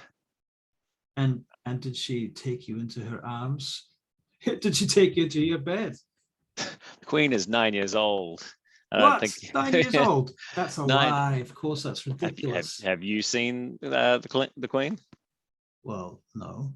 All right, so She's not 9 years old, that's for sure. oh, I know what I know, and I know I met the Queen. I heard she is a great beauty and a virgin, and she is betrothed to the Prince of Thadafaxath. I can say that one of those 3 things will hopefully be true. Hopefully. Look, see, I'm above the criminal behavior now. I'm an adventurer by trade, you see. He's an adventurer by trade. An adventurer by trade. So have you got any money, Josiah? I'm doing all right. Oh, you're doing all right. Keeping my head above water. Good. No, like you want proof? Have a look at this. I'm gonna take my my shield off my back, and I'll show them. See this? This is a genuine cleric's shield.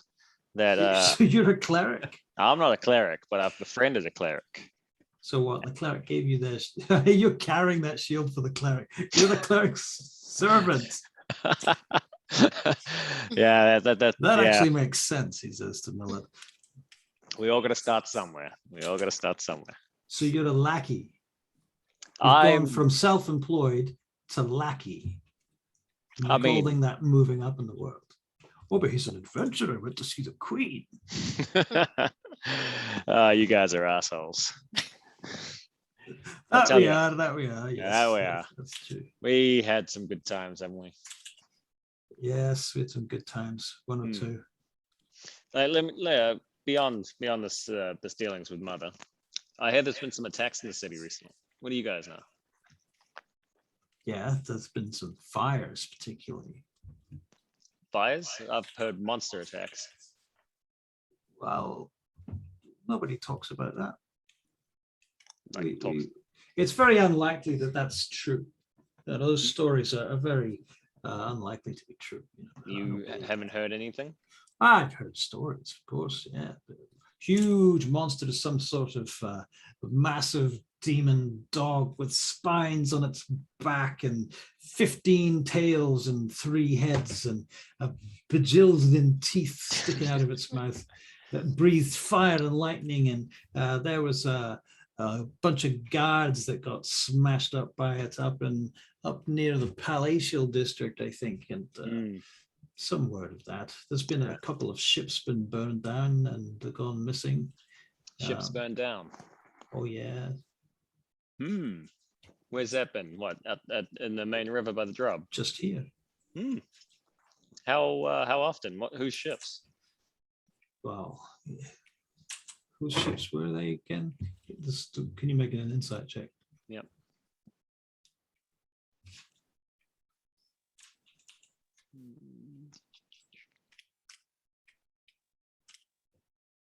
That is a 1. A 1. He says, so well, you're probably I think somebody said something about it might have been those wizards, the ones up in up by the palace. Kyle wizards. Is that what they're called? Yeah, probably them. They were a bit upset about it. They sent one of their fancy wizards down here or up here. Isn't Barakyle in the south? Well, it might be in the south. They would have come from the palatial district, which is north, down here. Well, no, that you see the Barakyle wizards. They're not from here. They're from a place called Barakyle. To the east. Which is it to the east? I thought it was to the south. Well, southeast. Split difference. Right. In any case, they brought their ships here, and there were a few ships waiting in the dockyard. And they all got burned. Aye. Very, very interesting. There's been some activity. We've not been too in on it, to be honest with you. Oh yeah. You haven't got a taste for anything at the moment? What have you been keeping yourself busy with? They look at each other. we too, like yourself, have jobs now? Jobs? And what are you two doing?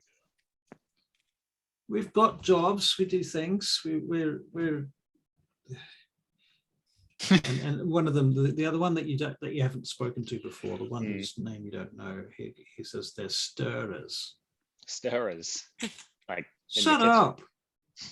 Shut up! Not stirrers. We make wax.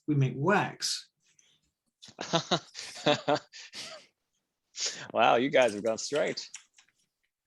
Well, it's a living, isn't it? How do you think we can afford to come to a tavern like this and have a meal? You guys should take up assistant to the cleric.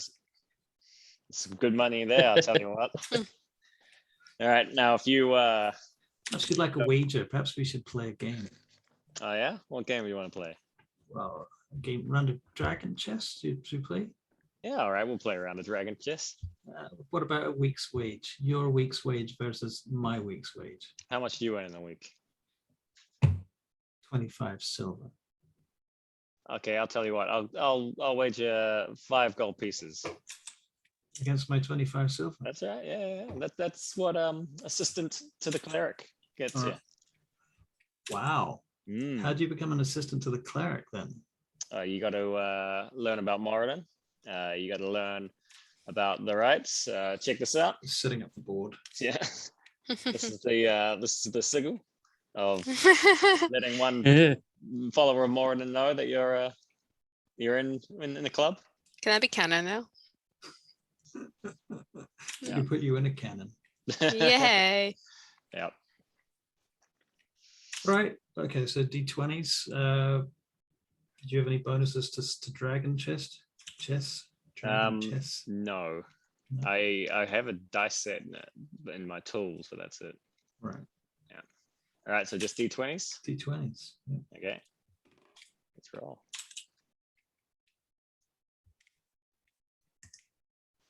$19. Wow. Okay. You win. I win.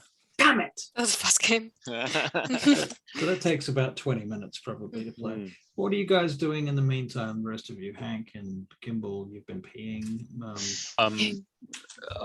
Probably progressively speaking louder and louder with Bellerin. Bellerin's getting louder and louder. We're just, yeah. So I'm asking Bellerin. Currently, I'm asking Bellerin.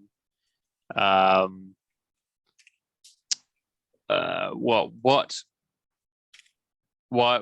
Yeah. So I'm currently asking Bellerin why he didn't teach me any potion skills. Yeah. Why? Yeah. I'm like, why do you? And I'm like, why do you teach me any potion skills? Like, you teach me all this history and tapestries and magic and stuff. You didn't teach me any potion skills. Like, I could use some potion skills. He says, "You lad, you'll thank me one day. You'll thank me because the more you know, the more of a target you will become, and soon it will be that you will know so much that people will not be able to keep their grubby hands off you. So I want to keep it to myself."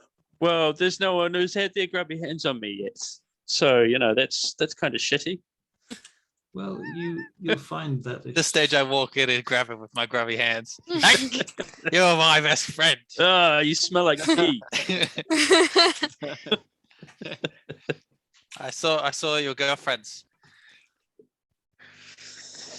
Oh. Tricky Bob, what are you doing while this is all happening? I'm talking to the 2 other clerics that were still there, the younger ones. Right. Okay. And I'm telling them more grandiose stories of my adventures and my generosity. Right. And how I'm assuming you're completely honest about your adventures and generosity. Yes. You don't tell any big made-up stories. Why would I ever? Is there anything that you don't tell them? I omit a lot of the details of, the Shadowkai and the Drows and all of that. So I mostly talk about my charitable work in the communities and my, my interactions with the common people. Right, so more charity and less adventure. Yes. Okay. Do you want to make a charisma and persuasion check? It's not that you're trying to persuade them so much as I just want to get an idea of how much they think you're amazing. No. 6. Oh, persuasion though. Wait, charisma persuasion? Yeah. Oh, that's 20. Wow. Hey. Okay. They enamored. They are enamored. They think you're amazing. They're sitting there listening, and then what happened? And oh, really? And how do you do that? And do you find that when you're performing the sacred flame rite, do you hold your mudra in this particular way or that way, and blah blah blah? I do it like this, you want to really like bring all your energy up, you really want to make it the target, the focus, bring the roof up. Do you find yourself channeling the divine spark from Moradin down upon them? When you're smiting them, you think about the final result of having them smitten with the flame, or are you merely concentrating on the divinity of the flame itself? Well, now I don't focus on their demise. I don't focus on the pain that I'm bringing them and the misery. I'm focusing on cleansing their souls and releasing them back to Moradin. That yes. makes more sense, doesn't it? You don't want to be having them. You want to stay pure and aligned with the divine, and not concentrating on some sort of lust for result. And the way I see it is I'm doing charitable work for them, like I'm helping them, because they obviously are in the bad space to be doing whatever evil things I'm fighting and cleansing and You're like so their on. karma, aren't you? You're kind of coming along and just balancing their truth. Well, I'd like to see, I'm more like the guardian angel, like I'm more their, like their god. You're kind of not God, but like divine entity. Yes, yeah. I think that what Tricky Bob is saying is that she's adjusting their behavior with yes. a certain kind of. Yes, I see. It's like behavioral alignment. I understand. Yes, well, that's very wise of you. Yes, yes. Yeah. Do you have any particular books that you recommend or texts that you could point us to? Oh, actually, can I don't know any Dwarven books. Can I roll for a book? What we do have in our divine collection of players' handouts is a couple of books. I feel like she'll probably recommend something that's like super entry level that like grade schoolers read, and she acts like this is like the sacred text. It's like super high level, like core reading. Right. So there are. So besides the core scriptures of Moradin and the what's the generic name for the Dwarven pantheon? I'm trying to remember what it is. But there's also the Stele of Ammon, which I'm going to copy some notes into the chat for you about. Oh, yep.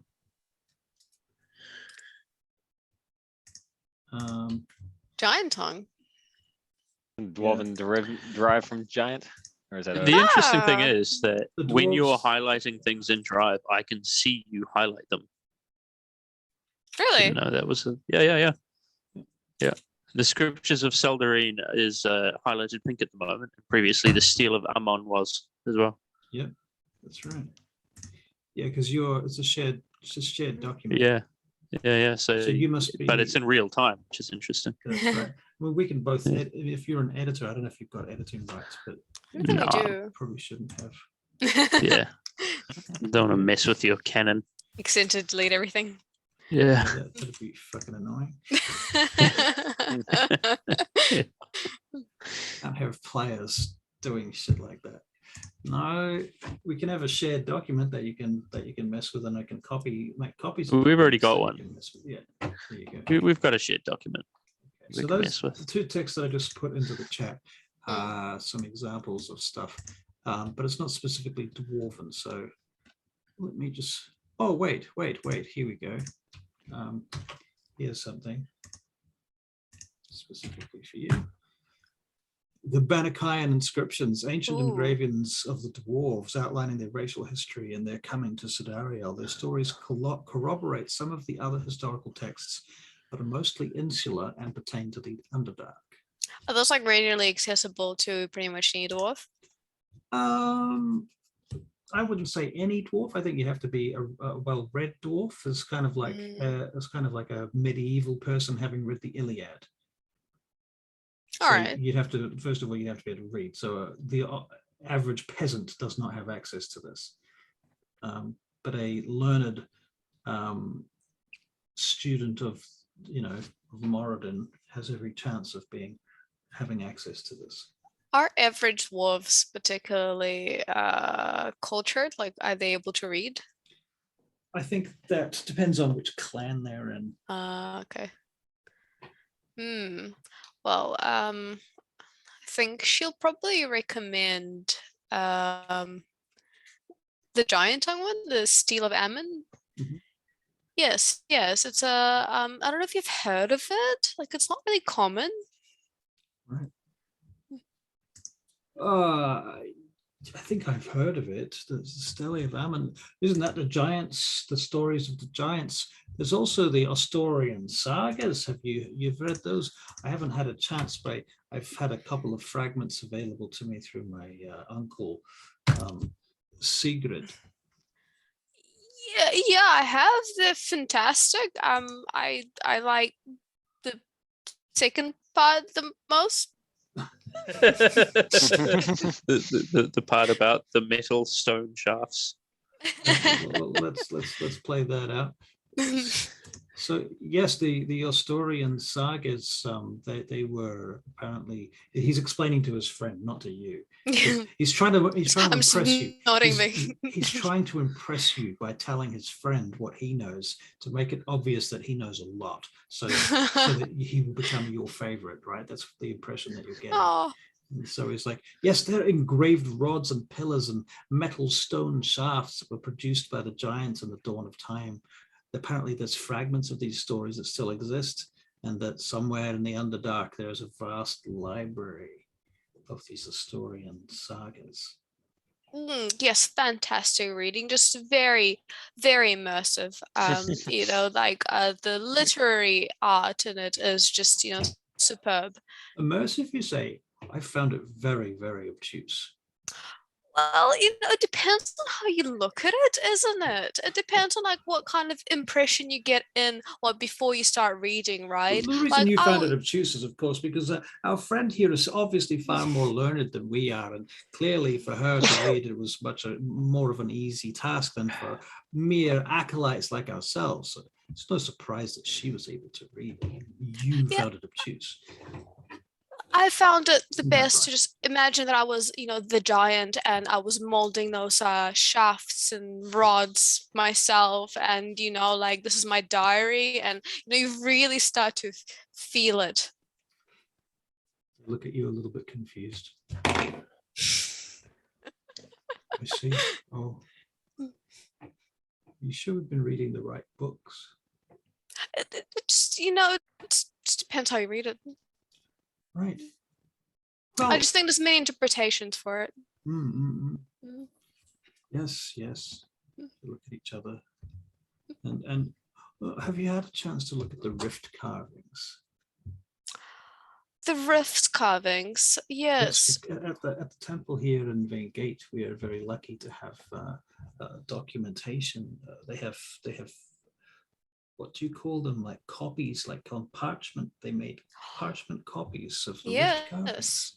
Yes, on my adventures I made some myself. Yeah, it's a ancient art, but it's reliable.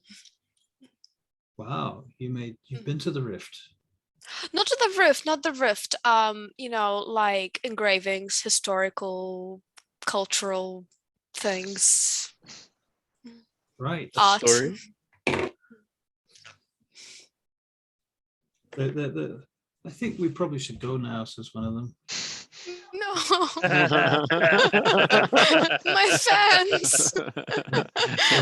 But wait. I want to hear more about the rift carvings. She's obviously been to the rift. I've been near the rift. I haven't been to the rift yet. Eventually, but so how did you get rift carvings again? Rift adjacent. Adjacent to the rift carvings. I see. Like giant carvings, right? Similar. I thought the giants were long before the rift, and the rift was what ended the giants. Well, it depends what timeline you look at. There are different timelines. Oh, of course. Oh, You know, like time isn't linear. Why would you ever think it was? it's very confusing. Vicky Bob is progressively I becoming. think I've had too much to drink. I think you have too much to drink. She's completely sober. These two head off. They're like, "It's very nice to meet you. May Moradin bless you and make your and your family line." He looks You around at too. the others, and you see him literally changes one of the ancient prayers that you make in the Banakayan to something that is more politically correct outside of the walls of the dwarven homes. I respect that. Right. And he heads off. They both head off. I'll see you at the temple. Yes, yes. Off they go. I didn't get their names though. Did I? Thorin. Oh, that's an easy one to remember. That's a dwarven name, isn't it? It is. Yes. Let me find you another dwarf name. Wahaha. Sources. Gilly. Xanathar's Gilly. It's not Gilly. We've already got Thorin. It's Darif. Darif. Darif. And Darif's a girl. Oh, I didn't realize. She Yeah, like I particularly didn't masculine. Yeah. Right. Straight from the dwarf's mouth. Right. So what did I say? Thorin and Darif. Darif. Right.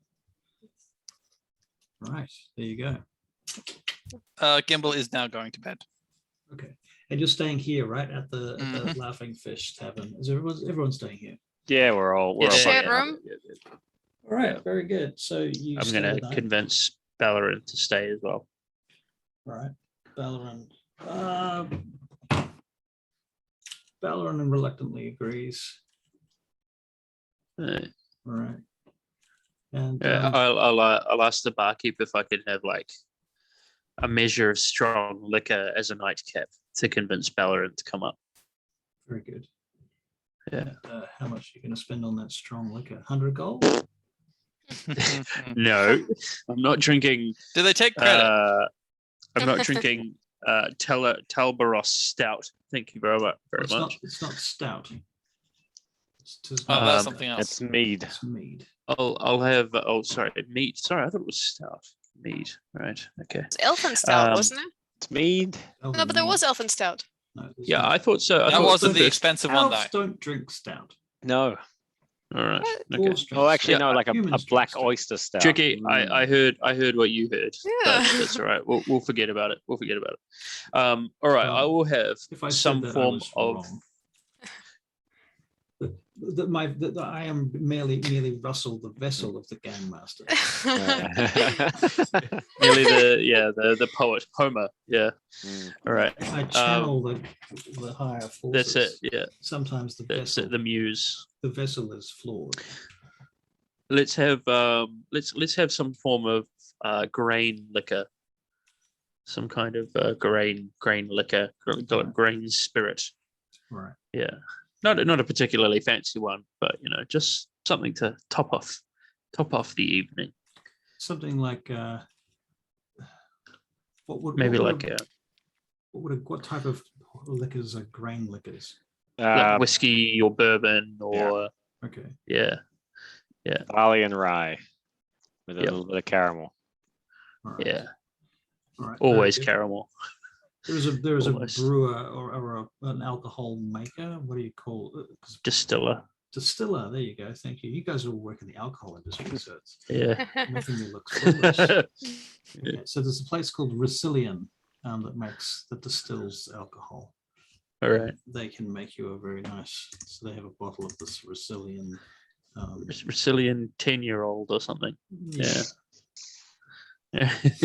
I don't know what sort of alcohols we had in the medieval times, because that's probably what we're going to stick to. That's They would have had whiskey in medieval times. They would have had whiskey and brandy. Yeah. Okay. At least in human medieval times. Right. That's what I'm talking Whiskey and brandy. Yeah. All right. Very well. So you will go to have a bit of a sleep. Yeah. Yep. Only just. Anyway, yes. Very good. And the following morning, you will wake up dead. No, just kidding. But I am Fridges everywhere. Fridges everywhere. No. I am going to go and powder my nose. So take a 2-minute break. You said All right. Yep. All right. Daughters of Twilight. Yep. Next on the agenda. I'll go to the temple at some point. See, I stopped myself from embarrassing myself to those other ones. You're welcome. You didn't stop yourself at all. That was I stopped your myself luck. from going. No, I did not do anything. I could have waved like an idiot and brought them over, but I didn't.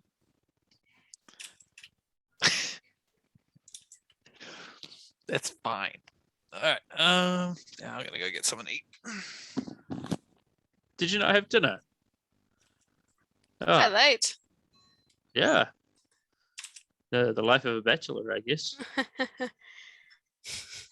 Have my dinner at 4 p.m. Yeah. Yeah. I mean, that's obscenely early, but Can't get used to it. Because we don't eat lunch, I guess. That's probably why. well, yeah. Okay. You should eat lunch, Although, to be fair, having dinner earlier and not just before you go to bed is much better for you. I find I can't sleep if I have dinner too late. Yep. Well, your body's depends. I find I sleep all right if I go to bed just after I've eaten something, because Tum Tum's taking all the energy from me. So It's the opposite, because you get like the rush of the rush of energy comes carbohydrates? later though. Yeah. Well, it depends what you have, I suppose. We have a pretty protein-rich diet. We try not to eat too many carbs. We still eat lots of carbs. But I do eat a lot of carbs. That's true. Caroline is just listening into what I'm telling you. She's accused me of eating a lot of carbs. Caroline tries to eat more protein than carbs. Yeah, we try to do the whole what was it, 250 grams of protein a meal. What diet is that? A specific diet? We used to do like sort of keto, but we still try to do it whenever we can, but still have like quinoa and probably just quinoa is probably the only real like grain we normally eat. Quinoa's not. I learned this today, actually. Weirdly enough, quinoa apparently is not a grain. What is it? Oh. No, I don't know. It's not a grain. It's not like a grass, I should say. Like wheat or corn, or basically all grains are grass. Is corn a grain? Yep. Oh, really? Corn is a grain. Yep. Huh. It is. Because we've only bred it to be so freakishly big. Yeah. Okay. How big is it normally? No, it is. It's like, have you seen big carrots big that seeds, like wild big carrots? Oh, they're hideous. Tiny. Yeah. Yeah. Everything farmed is freaks of nature. Cows. Delicious and corgis. Humans have Corgis done some are cute, stuff to the world. Corgis are fine. Corgis used to be wolves, right? Yeah, look They at were a the other way. Chihuahua. It's not like you wouldn't see fucking packs of them roaming the Mexican plains. I wouldn't mind seeing packs of them. They're rabid. I would. They're awful. Yeah. Oh, Chihuahuas. Ugh. Gosh. So it'd just be funny to see them. It's just terrible animals. Tear your butt though. Maybe they're just brought up badly. And they got like small dog syndrome, where they're just like massive assholes because they're so small, and they pick They're fights with very larger angry. dogs. They're so angry. They're always so angry all the time, and they don't look nice when they're angry either. No. They look like little rats, like big rats, ratty dogs. I'd rather a pet rat. Pet rats are nice. I would rather a pet rat, to be honest, than a Chihuahua. Yeah. A hamster is like a rat. But I would also rather a cat Than a rat. than anything, pretty much, or a dog. Actually, I do like dogs too. I bring food on my return, so It's okay. Fair. Gimble's eating too. No, I'm done. I had a biscuit. Oh, I just had a biscuit. Oh, that is not dinner. I didn't say I was getting dinner. I said I was... Yeah, he was just assumed that he was getting dinner. eating when we started, I think. Just finishing. He does this thing where he'll zoom the camera in close to his face, and then he'll just duck down like this. No. I zoomed the camera in after I finished eating. Okay? I saw you doing it. I know you saw it. That was after I ate. Yeah. And then I was actually, after seeing that, I was having to play around with it. And I was experimenting.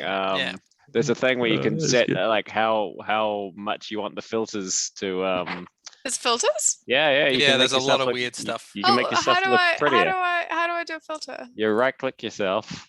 Me? We should be doing this as a matter of course. We want people to watch this thing. Oh, video filter. So go to video and then touch up my appearance, and then you can The hell's touch up really smooth. I've got studio effects. Oh, download a package. Got blur background. No, I got to go to the video tab. Video settings. Video says touch up my appearance, and then you can dial it up. It's a slider. Yeah.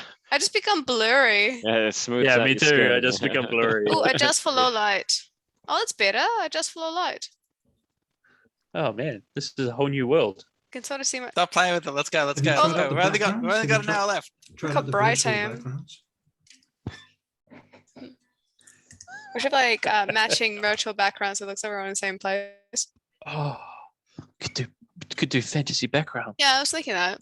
I've done Where that. we're like in Actually, a snowy area. You can if we all get the same background, and we choose backgrounds that have edges that cross over nicely. Oh, but then we have to be all in the same order. I've tried the backgrounds and it doesn't work because my hair makes my head go freakish. It's weird.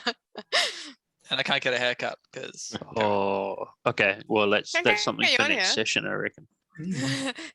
Yeah. All right. So, Daughters of Twilight. Hey, yo. Get to them. Do we have the stuff? I imagine we're at breakfast. Josiah's we have got it, everything we need. Oh, good. Okay, so it's the next morning. You're at breakfast. Ballaran is there. Your evening hosts from the night before, Hannes Locknam and Ranfarlan Locknam, are there. Ranfarlan, who is the woman that was serving you, Ran, she's currently playing the lyre and sitting on a stool in the corner. Lovely. Oh, that's quite nice. For breakfast? No, I don't think she's just chilling. It's a little bit of ambience. Oh, right. I'm going to join in with my flute. That's right. I've still got the flute. Can you play the flute? I can. I am. Remember we did this? Yeah, every single time. So we did this with what was her name?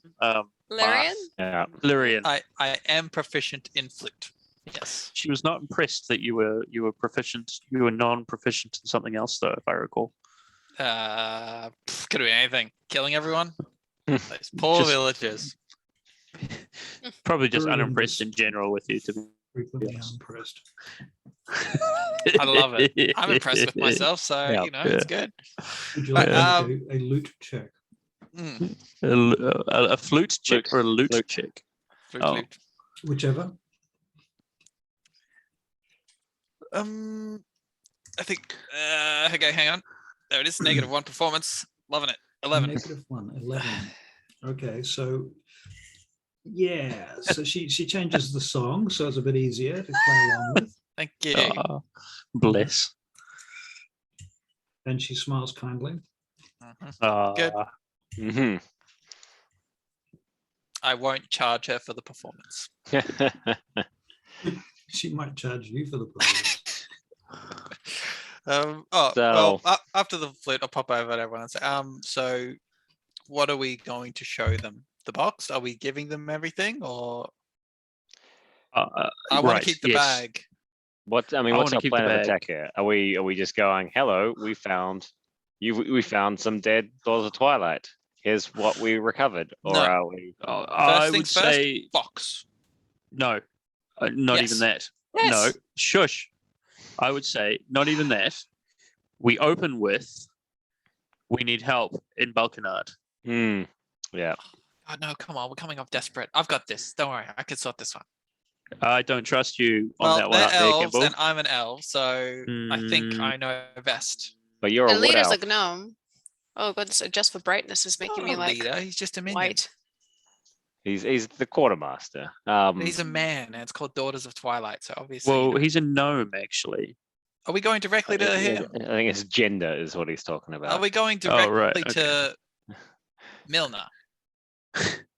Well, we don't even know our way around this. We're not gonna walk just blow straight through reception and find this guy. I'm sure they've got somebody on the front door. Sure, they'll reception. Millmore is the quartermaster. We don't necessarily. I don't want to meet the quartermaster. What's your plan? What's your plan, Gimbal? You've obviously got something up your sleeve. My plan is to go in eloquently, obviously, present ourselves properly, be very polite, explain that we have found this box and that we've come to return it, or to inquire about this and return it. And then once we've given them the box, we can then ask if they're willing to hear us out on a favor. Do you not think it might be better the other way around? Ask if we ask that we need a favor, and then say, by the way, we have this box. So it doesn't seem like it's a bargain. It's more like we need help, and we have this thing.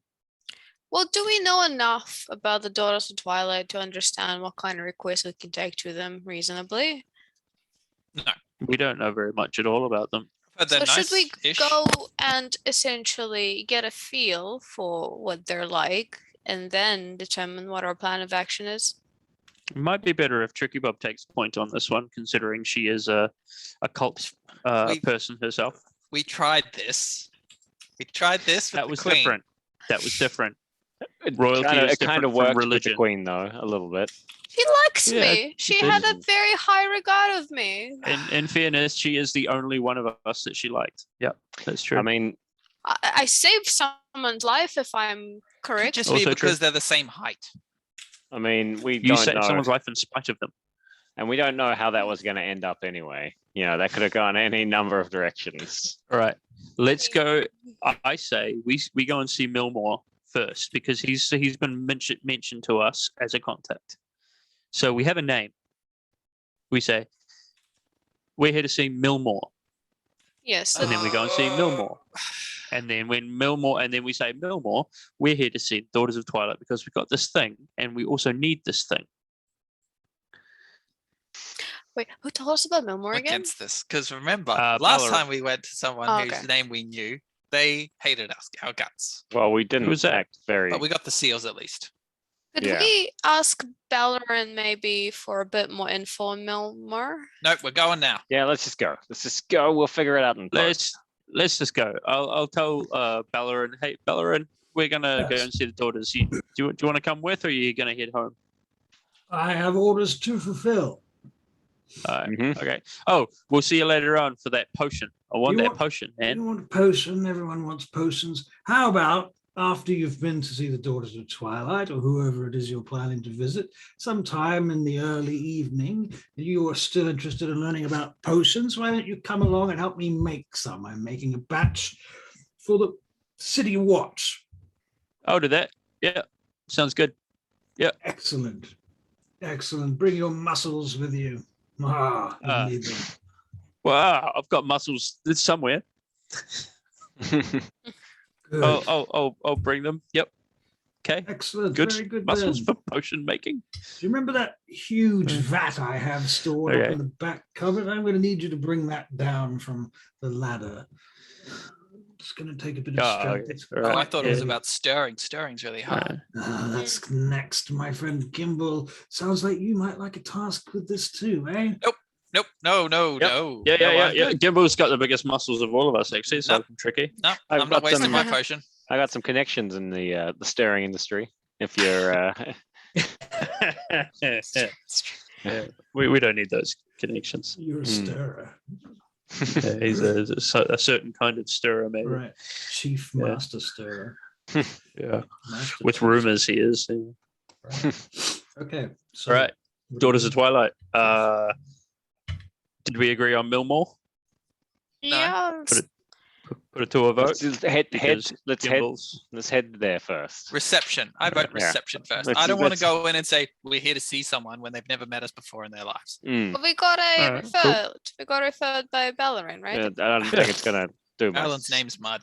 Let's walk to the front door. That's not true. By the way, we've walked away from Bellerin at this point. Yeah. Let's walk to the front door. Let's knock on the front door. Let's introduce ourselves. All right. Bang, bang, bang. Oh, and no, as we're wandering along, it's like, do you guys remember the Red Ravens? What happened with those guys? Didn't you there? guys get Did we- tossed out? That's what I couldn't remember. Did we just get tossed out? I'm pretty sure you guys got tossed out of the Red Well, that's- Ravens, and that's why they sent you to You were there with another us. place. I know. No, yeah, Valorant was, and he told me about it. No, it was It was It was Hank. so long ago. yeah, it was Hank. It was on the way Yeah. to Greymore. It was me, actually. I forgot. I Yes. thought it was. Yeah. I shakily Oh, deleted it I from remember my now. memory because was- I thought it was Valorant. Yeah, no, that was I got us to get thrown out. us. That was Yeah, the but bar that fight was that we that was got to, that into. was to get us a wagon up north, right? Yeah. Hank got you all. I got us all thrown out. Yes, because I Hmm. tried to do something tricky with the Red Ravens, and they were like, "No, we're a respectable mercenary company." I think and you Gimbal wanted are a to piece of start a shit." fight. I No. started the fight. I punched. There was no Hank. wanting to start a fight. You guys started a fight. Yes. Yeah. Right. There And was it a was fight. fun. Well, no. First of all, they manhandled me. Yeah. That's what happened, actually, if Pretty I sure there remember might have, rightly. there might have been a reason for that. Yeah, it definitely was a reason for that, but they manhandled first. The manhandling was done by them. It was fun.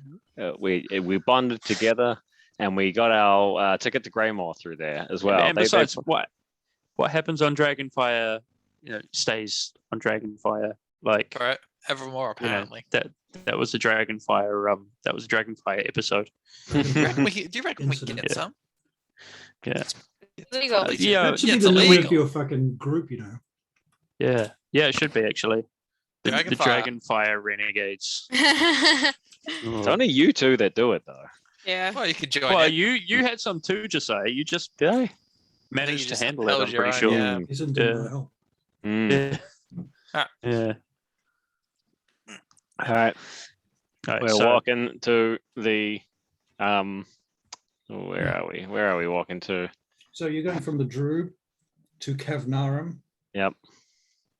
You're going to take the Kavnarum lane all the way past Baishan to the Daughters of Twilight, where you come across a basically a gated city inside of a gated city. It's a bit like the Vatican. Mm. And outside, there is a phalanx of paladins on either side of the gate. Not just guards, but a phalanx of guards on either side of the gate. The guard towers are clearly occupied. Looking down above you from above, Gimbal, can you make a history check? Mm-hmm.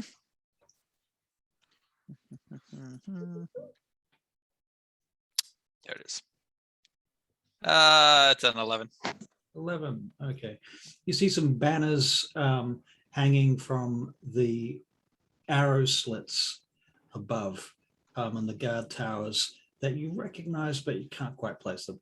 Something elven that you should know, and for some reason you're distracted. It's in there somewhere. It's just not coming to you. Mhm. Okay. And you get to the front gates. The gates are presently open, and inside you can see a huge courtyard, and behind the courtyard, excuse me, are a number of buildings, rather large, massive, epic stone and marble buildings. There's a statue of Corellon Larathian in the center of a fountain, surrounded by various gods and goddesses of the Seldarine, which is the elven pantheon. It's all massive and epic. How did they depict Corellon in the statue? Corellon in this particular statue has his arms wide spread in a kind of a Y shape above his hands up high. He's got this aura. Is there like another radiant- 3 like this? Fridge lands on your head. The god of fridges decides the eldritch fridge blast. So yeah, Corellon's kind of depicted as a knight in shining armor, but at the same time, he's clearly some sort of solar deity, surrounded by next to him is Sehanine Moonbow, the goddess of the moon, obviously with lots of lunar images of the primal who's moon, the original missing. moon, right? And then she is then depicted as having 7 parts on this 7-pointed kind of compass, which is then broken up into the 7 moons. So it's as if she's been broken up into 7 pieces. So there's almost like a minor deity for each of her 7 parts surrounding the circular compass. That is this fountain. Okay, I hope that makes some sense. Yeah. Behind that huge building that looks a bit like the Greek, what's the name of that building with the pillars? Acropolis. Acropolis with the pillars at the front. Pantheon. Pantheon. Parthenon. Parthenon. It's the Yeah. Parthenon, yeah. Something that's Parthenon. very much like that. And there's a number of buildings that do kind of resemble these types of huge, massive Greek objects and things. To the left, there seems to be some barracks. There are people doing horse drills, large groups of soldiers on horses wearing full plate armor in the morning sun. There's others doing pike drills over the other side of the field. There's a road that goes through here to the front of the Parthenon type building, which seems to be the main temple. There's another road that crisscrosses that and heads off and around the building. The whole place is walled inside and is abutting the great Grenaldaean south wall section of the main gate wall complex, if that makes any sense. A lot of words. Yeah, you did well. Right. So at this point, you're kind of looking in there and you're sort of outside the front gate. So that's what you can see from where you are. All right. So I'll turn back and say, okay, maybe we do need to use a name. Right. But do we want to use Milner or do we use the Seneschal? Who? Do we know the Seneschal's name? We don't know either. Yeah, it's Eolanthrol or Iolanthrol. Yeah, you're right. You're right. Well, I mean, let's try for her first. Just Gimbal, let's. Gimbal, can you make a history check, please? Yep.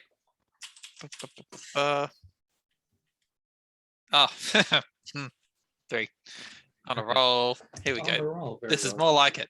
Because Okay. you used all your I 20s know. early on. Yeah. That didn't matter. Okay, never mind. Okay, so you're at the gates and you're kind of lurking across the street at this point. Mm-hmm. We should go on. Let's go in. Yeah. Let's Let's go on. Let's just go. rock Let's up. strut in. Let's just Yeah. walk in. Yeah. Got nothing to hide. Okay, we walk towards with purpose. All right, as you approach the gate, the phalanx of guards on either side break up into a line and they shuffle out in front of you. And come to a stop. Hello. One of them steps forward holding a standard. She puts it on the ground in front of her and she says, "You approach Seldenor Temple. Who, what does she say? She says, state your business." We've come to see Seneschal. Hello. But I lead forward and say, "Greetings and good tidings to you. I hope all's well in the church. We request an audience with the Seneschal Iolanthrol. Sorry, Very important. The name wrong. Iolanthra. We have pressing business on a relic that we've stumbled upon and wish to present it and discuss it further with her." She says, "And do I have your names? All right. Gimbal of the Moonbrook clan. And Does Lady Iolanthra know who you are? No. No. Are you Nope. strangers to the Daughters of Twilight?" Yep. Yes. I see. Very well. I shall have you escorted to a waiting room. Thank you. Fantastic. She looks over to her XO and she steps forward and she bows in front of you. Bow back. Yep. I will definitely bow back. Do a Yes. little curtsy. A little curtsy. Yeah. She says, "I am..."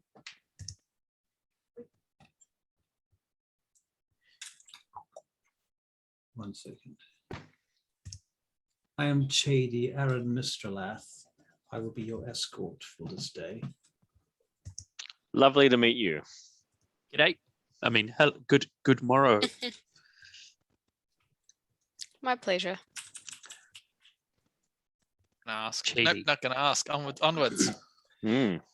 She takes you forward and you go through the main gate and you immediately break left to the tower behind the gate, where in the base of that tower there is what looks like a reasonably comfortable waiting room. It's definitely not flash, but it looks like the sort of place where the guards hang out when they're not on duty. Cool. Neat. And there's a couple of guards standing in there. They don't even look like Daughters of Twilight. They look like mercenaries, actually. They're just standing around. Yep. The Daughters of Twilight. So are all the main elves that we've seen women right now so far? All of the phalanx out the front are. Yep. Okay. Right, no, that's all. Who? What are the mercenaries, or at least what we assume are mercenaries? What do they look like? Humans, half orc, dwarf, male, female. It's half orc. Yep. Half orc's not super common though, right?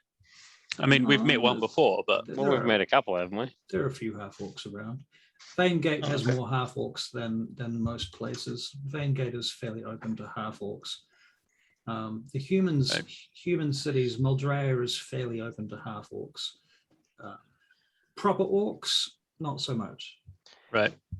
How do they find all these orcs to mate with? Yeah. It leads to some very uncomfortable discussions. Yes. Okay. Do they look like experienced mercenaries? Do they look like swords for hire or outlaws for hire? Or no, they look like they're a unit of mercenaries who have been trained by the Daughters of Twilight to do a specific job. Interesting. Can I ask Chady, before anyone gets here, is there any special etiquette we need to observe when we meet with whoever we meet with? She says, it might be worth you knowing the Daughters of Twilight's most basic prayer. We often say when we greet one another, we touch our foreheads, we say light. We touch our mouths, we say life. We touch our hearts, we say liberty. And then to the stars, love. Light, life, liberty, and love. Okay, good to know. Tricky Bobby, you can do that. Yes. Live, laugh, love. Yeah. Get it wrong and we execute you immediately on sight. Oh no, okay. Lock you in a fridge. Light. Life, light. Life, light. Wait. Love. Life, light, liberty. Liberty, love. Love is I life. got the order mixed up. Yeah. I remember that. Okay. Where was liberty? Heart. Light, liberty. Head. Yeah. Light. Wait, I thought it was Should be life. head, actually. Wait, oh god, now I'm Life. Light. Light. No, I thought it was life. life, liberty, love. Right. Right. Stop talking. Life could be breath. Every One time more you time. talk, it takes precedence, so Russell can't be heard. Sorry, Chady, one more time. She explains it. Doesn't matter. We get it. We get it, right? Yeah. Yeah. We'll remember it. Okay. Okay. Our characters will remember it. Okay. All right. We'll just Right. call it the fourfold prayer. Yeah. Okay.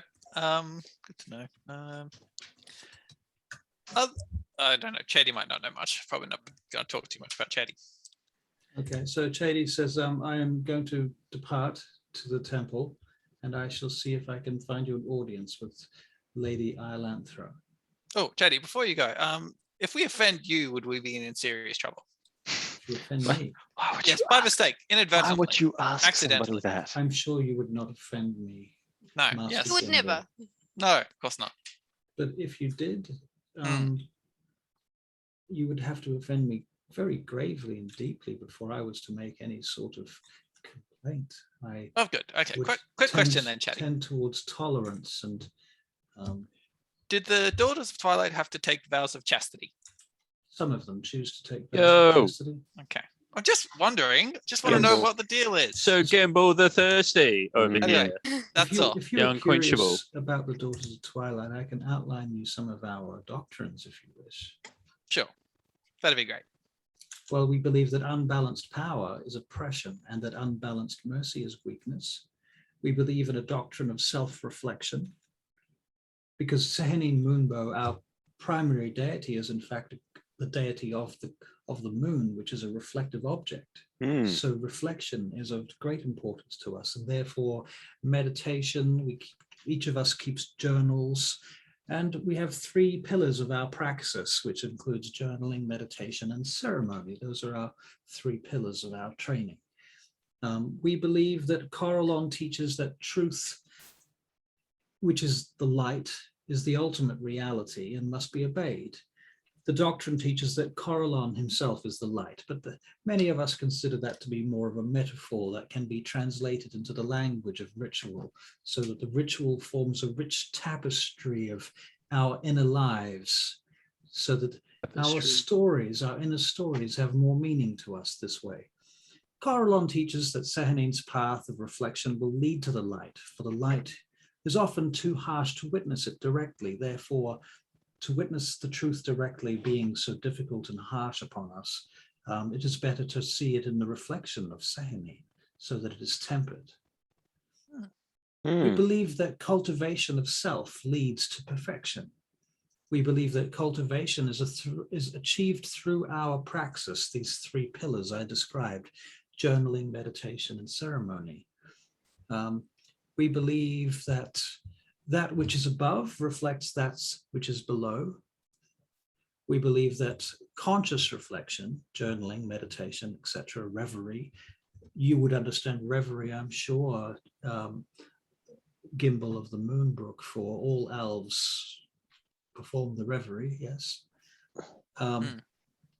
We believe that with the reverie, we have an opportunity to unite with the spirit of our gods and goddesses, and our ceremonies and the performance of deeply symbolic gestures and rituals based upon this set of symbols, including the Elven language itself and our writing system, is derived by Corellon and Sehenin in Arvandor in the time of the primal elves. We believe that guilt and shame and hatred assist no one. These are human emotions. Forgive us, she turns to Hank and Josiah. Human emotions, but Josiah is half human. Yeah. As elves, we believe that we must learn to understand that time and immortality leads to wisdom. As we are the children of Corellon and the primal elves, we have much longer lives than most creatures, and thus we have a duty to respect life and to assist life in this matter. So we have come to an understanding that time and immortality leads to wisdom, that we must understand the consequences of our actions, and that must lead to wisdom. Finally, we have a doctrine that we must know ourselves. I hope you desire the return of Corellon?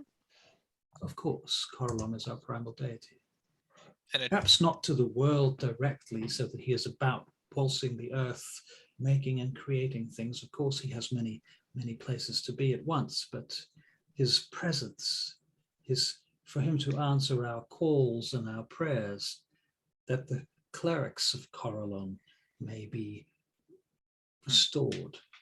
Perhaps more relevant would be you would desire the return of Sehenin. Yes, of course, the restoration of the moon.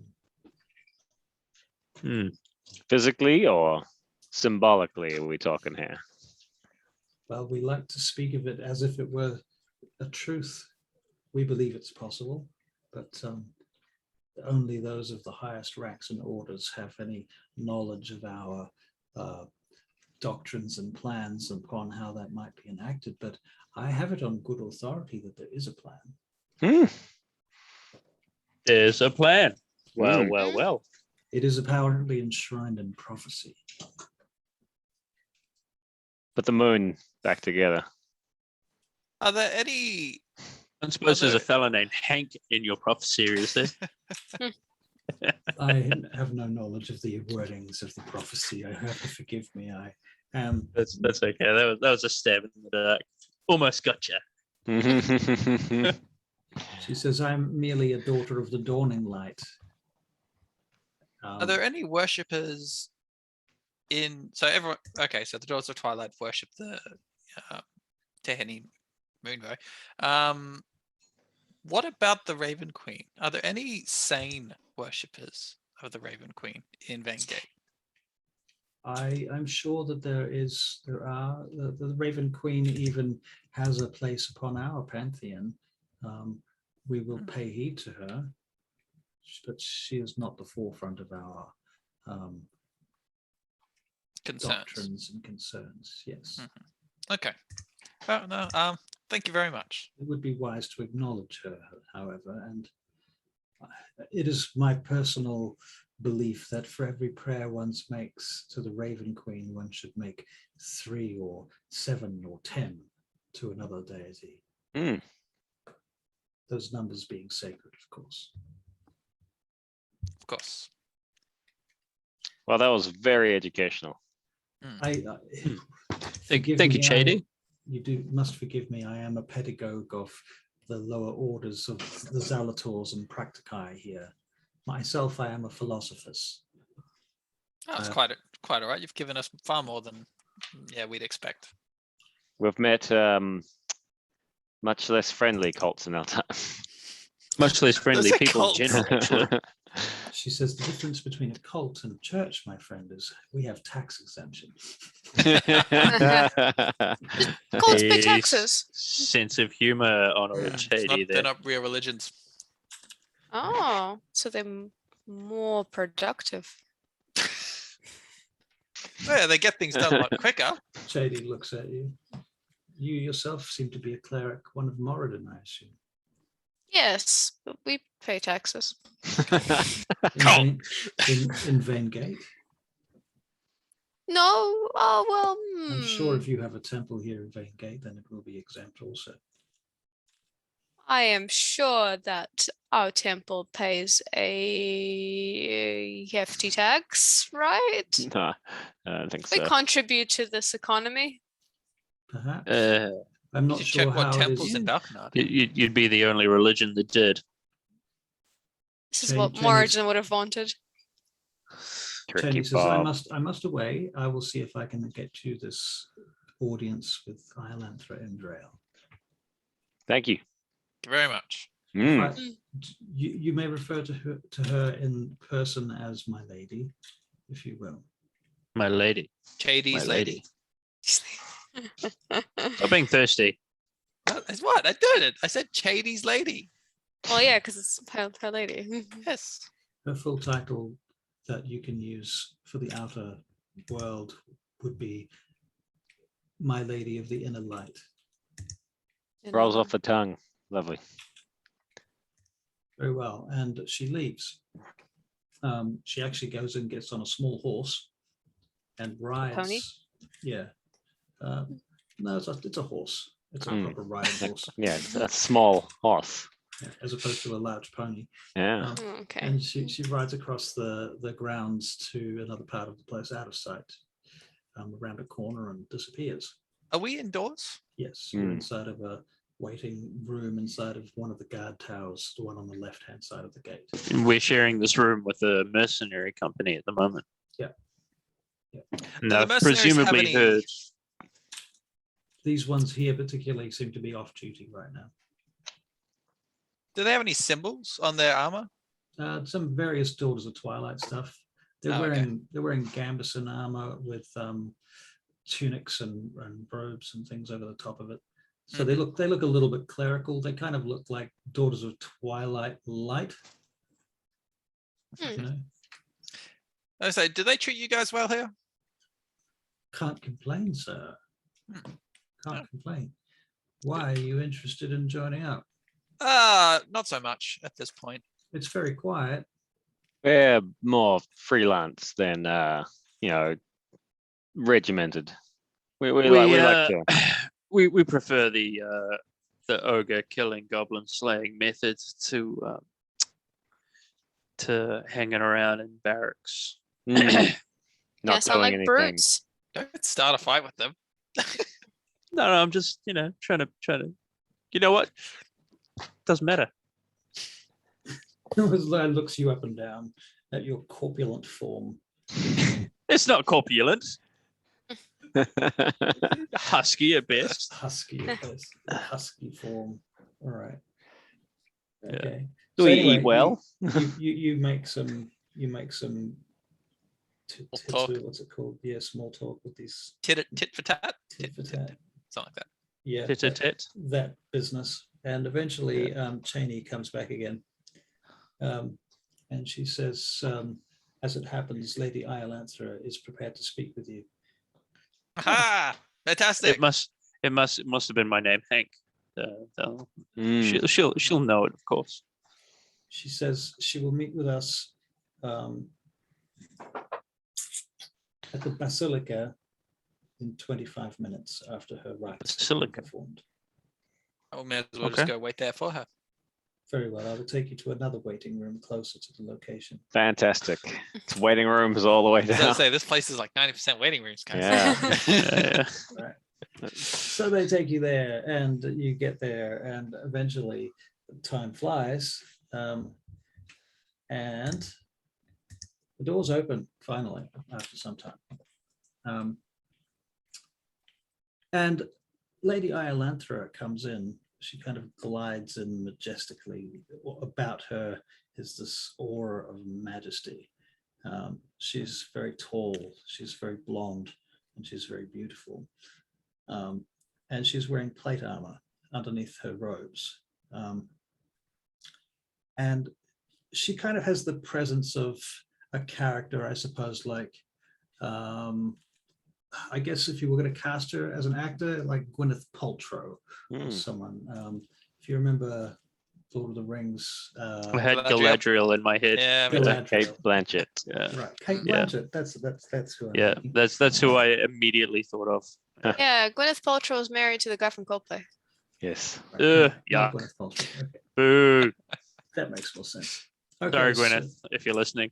She might be. Maybe. She might be. We might You tag never this know. Oh, she makes episode some with goop Gwyneth. stuff now. Yeah. She's kind of gone off the makes rails. that- Yeah. Oh, Next to she's- what? I heard that too. Actually. Forget about it. She Forget about it. makes She's this, got a like- show. She's got a TV show. Actually, you should watch it. It's very enlightening. Yeah, it's some strange you- stuff. Want to get into what Gwyneth Paltrow's up to? Yeah. Weird candles, Very vagina scented interesting. candles, Anyway. and Oh god, no, I'm good. No, I'm good. Right. So she glides into the room in any case. And the room itself is a circular room with high stained glass windows above you. And you're surrounded by lots of elven writings and elven art, religious art, obviously. Tapestries? Tapestries. Are there tapestries?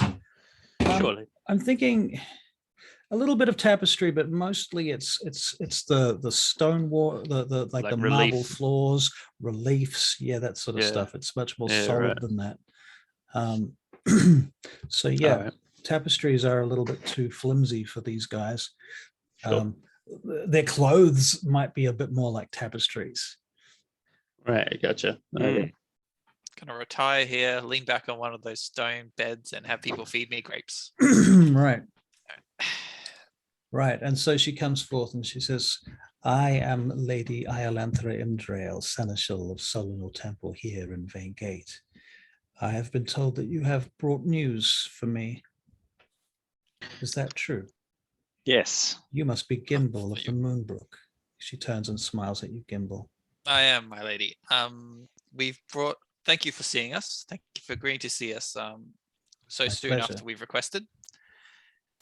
We've come with a strange relic we've located further to the north.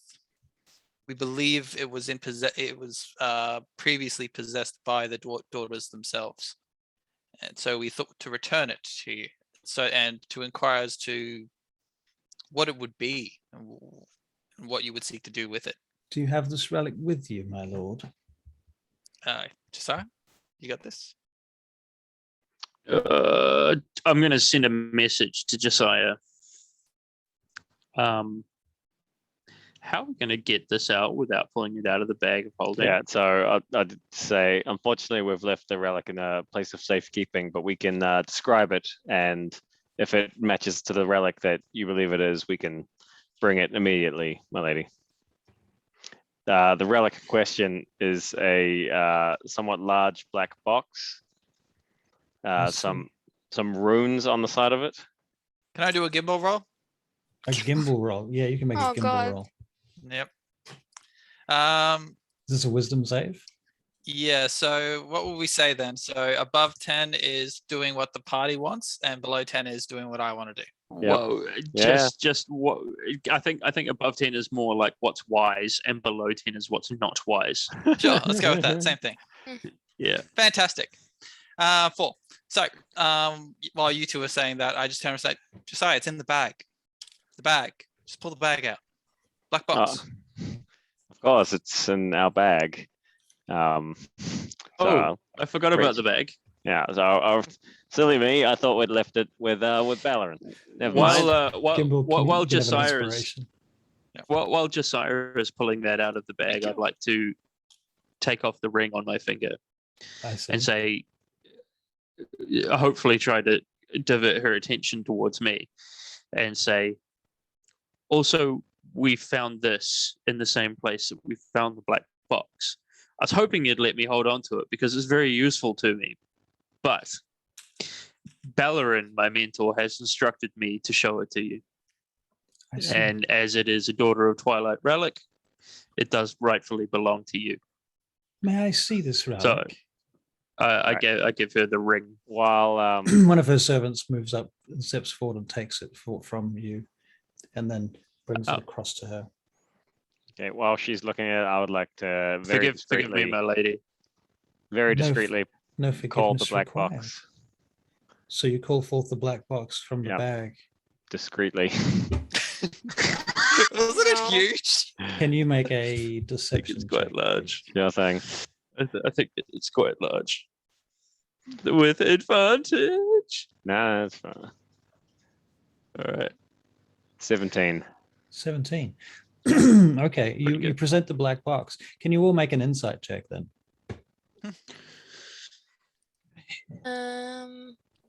Rolling hot. 5. 12. Oh yeah. 5 for me as well.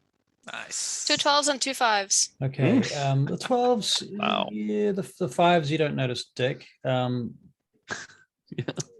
do we get? It's all 12s. 12's the highest, is it? Yeah. Okay. The best I can give you is you notice that Iolanthra takes a small, sharp breath upon sight of this black box. All right. She says, "My lady." She managed to keep her composure.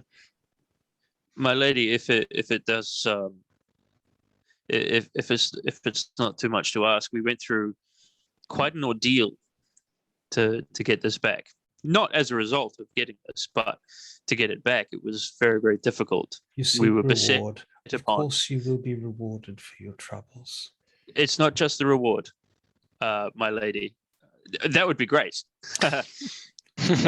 However, there are more pressing concerns. We've come from Balkanard, and Balkanard, where we found this close to where we found this black box. We also found a cave that was housing a portal of Astorian origin, and we met beings.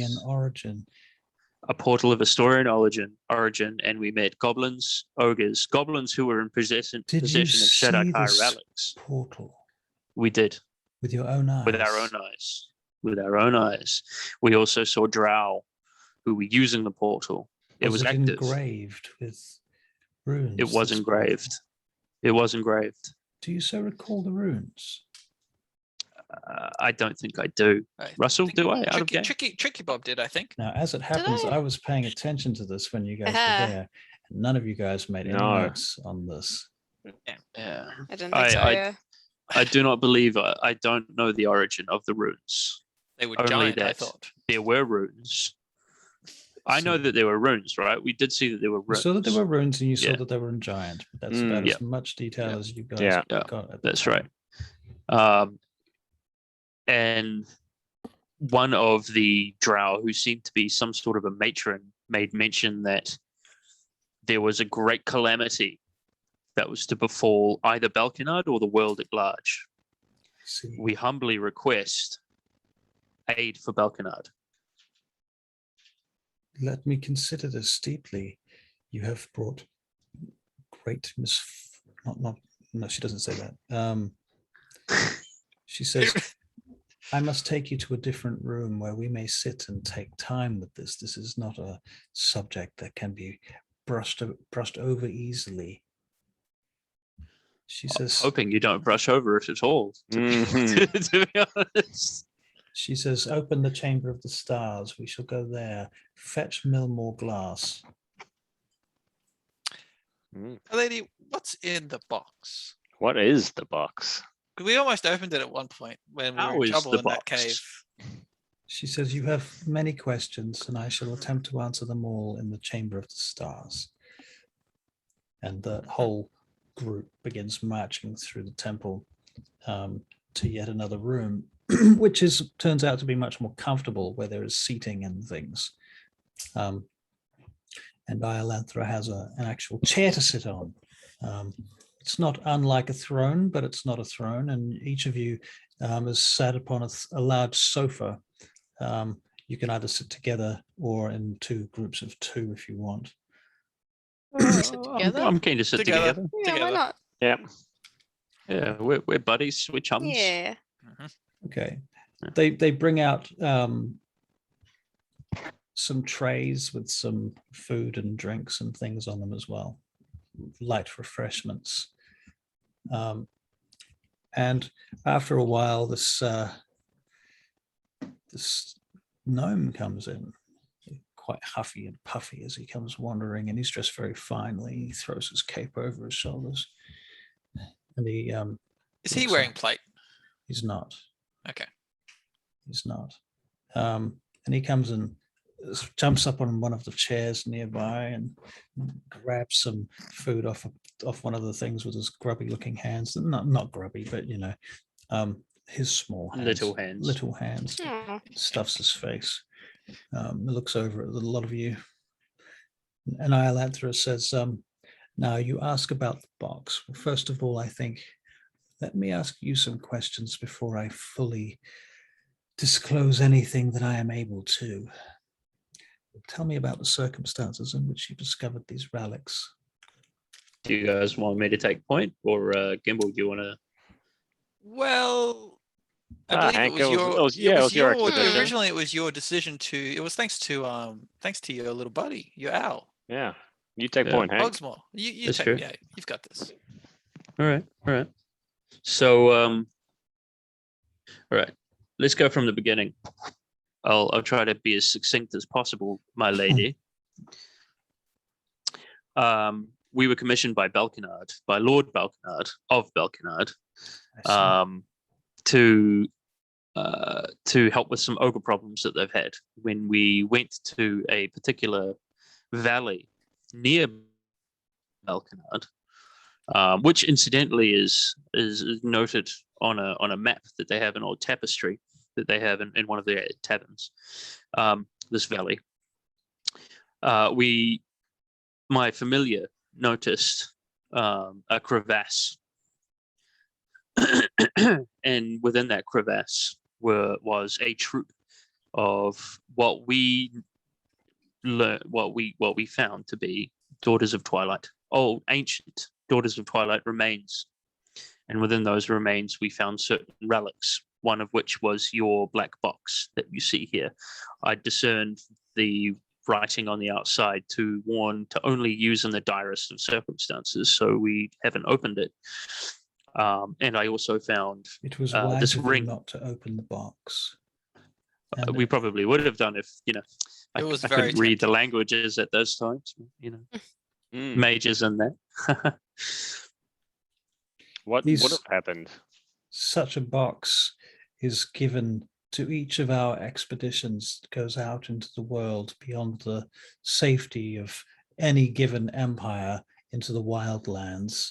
Such a box is given to those expeditions and is only to be opened under those most dire circumstances. Unfortunately, I'm not at liberty to tell you of the contents of the box. It is My lady, one of the very deepest secrets of our order. It seems almost coincidental that in that very same area we came upon this portal of Astorian origin. And I have to wonder if perhaps the two are related. Well, as you're speaking,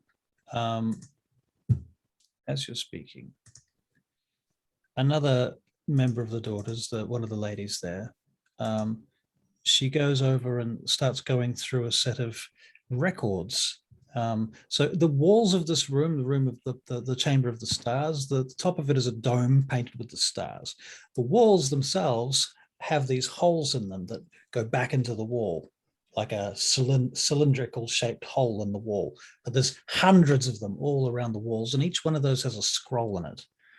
And they're all marked in Elven, and possibly also in some sort of code.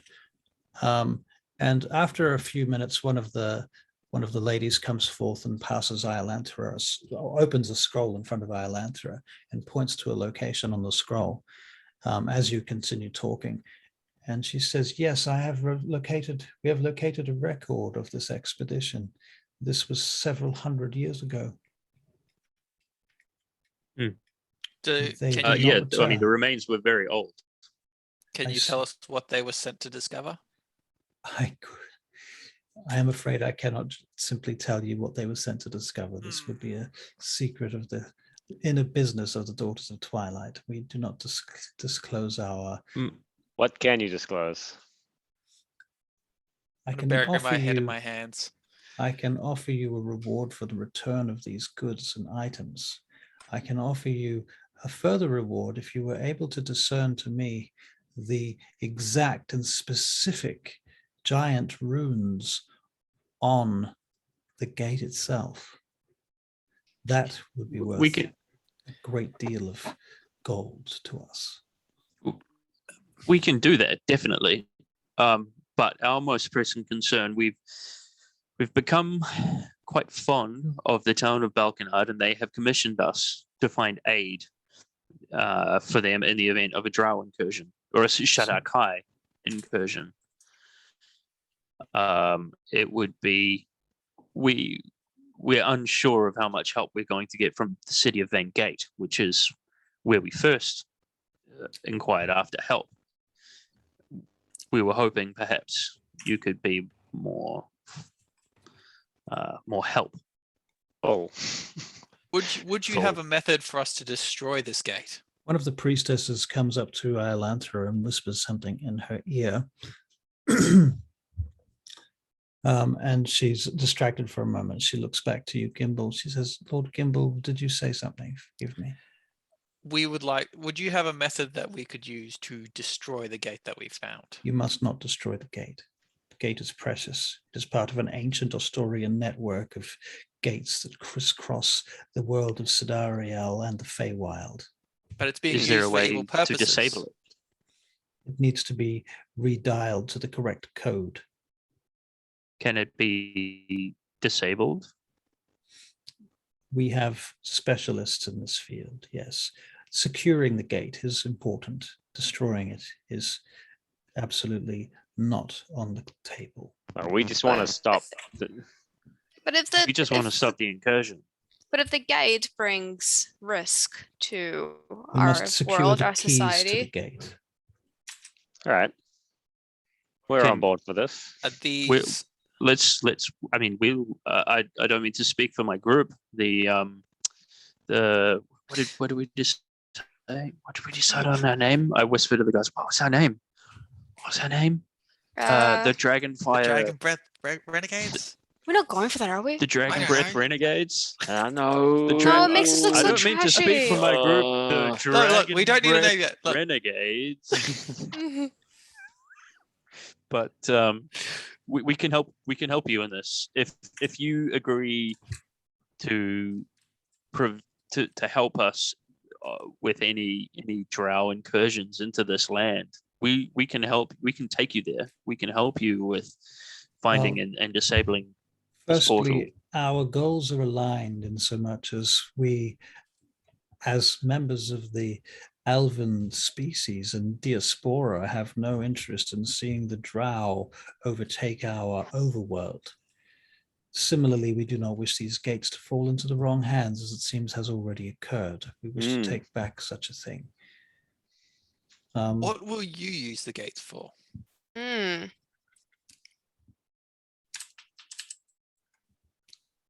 Let me show you something. This is what?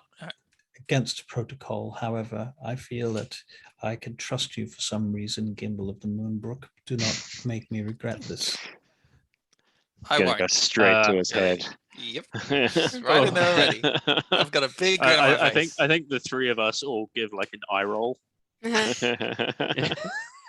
She stands up and she says to follow. And she takes you down into this underground complex beneath the main, we'll call it the Parthenon part of the temple. And as you're going down, you can make perception checks.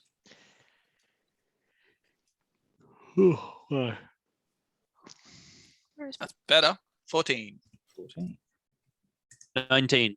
5. 11. Oh no. Sorry. That's a 6, 8. Oh, you both did so well. Right. Well, some of you that do get higher rolls begin to hear this. Same thing. I get chills. Okay. No. Do we start to feel? Can we? I'm just on edge. I'll just be on edge. It doesn't affect you quite the way that it did in the other locations. But eventually, you come out into this chamber that does not look like it was built by elves. It looks like it was built by giants, and it's underneath the temple, and the floor is uneven, like it's suffered some kind of earthquake at some point. And the elven temple that's been built on top of it has been connected to it. Tricky Bob, do you know anything about masonry? Oh, I do have my stone proficiency. Right. Cunning. You want to roll Stone. What do I actually get? Advantage on any history checks, I think. that? Okay, To do do that with, with advantage, yeah. And that's 1 or a 9. Oh, that's amazing. Oh my God. Dwarves built this entire place from scratch. Yes. Fuck, they're Dwarven amazing. engineering. Yep. Yeah, It's definitely stone. The entire place was built by dwarves. In fact, they're all built by your great grandfather. Yes. This is the house I grew up in. Yeah, no, not quite. But something equally absurd is what you conclude. In any case, you come out into this chamber, this very large chamber, and there is this circle on the floor inscribed, and there is a gate pretty much exactly like the one that you saw near Balconard. However, it has a different set of giant symbols inscribed into it, and it is currently not active.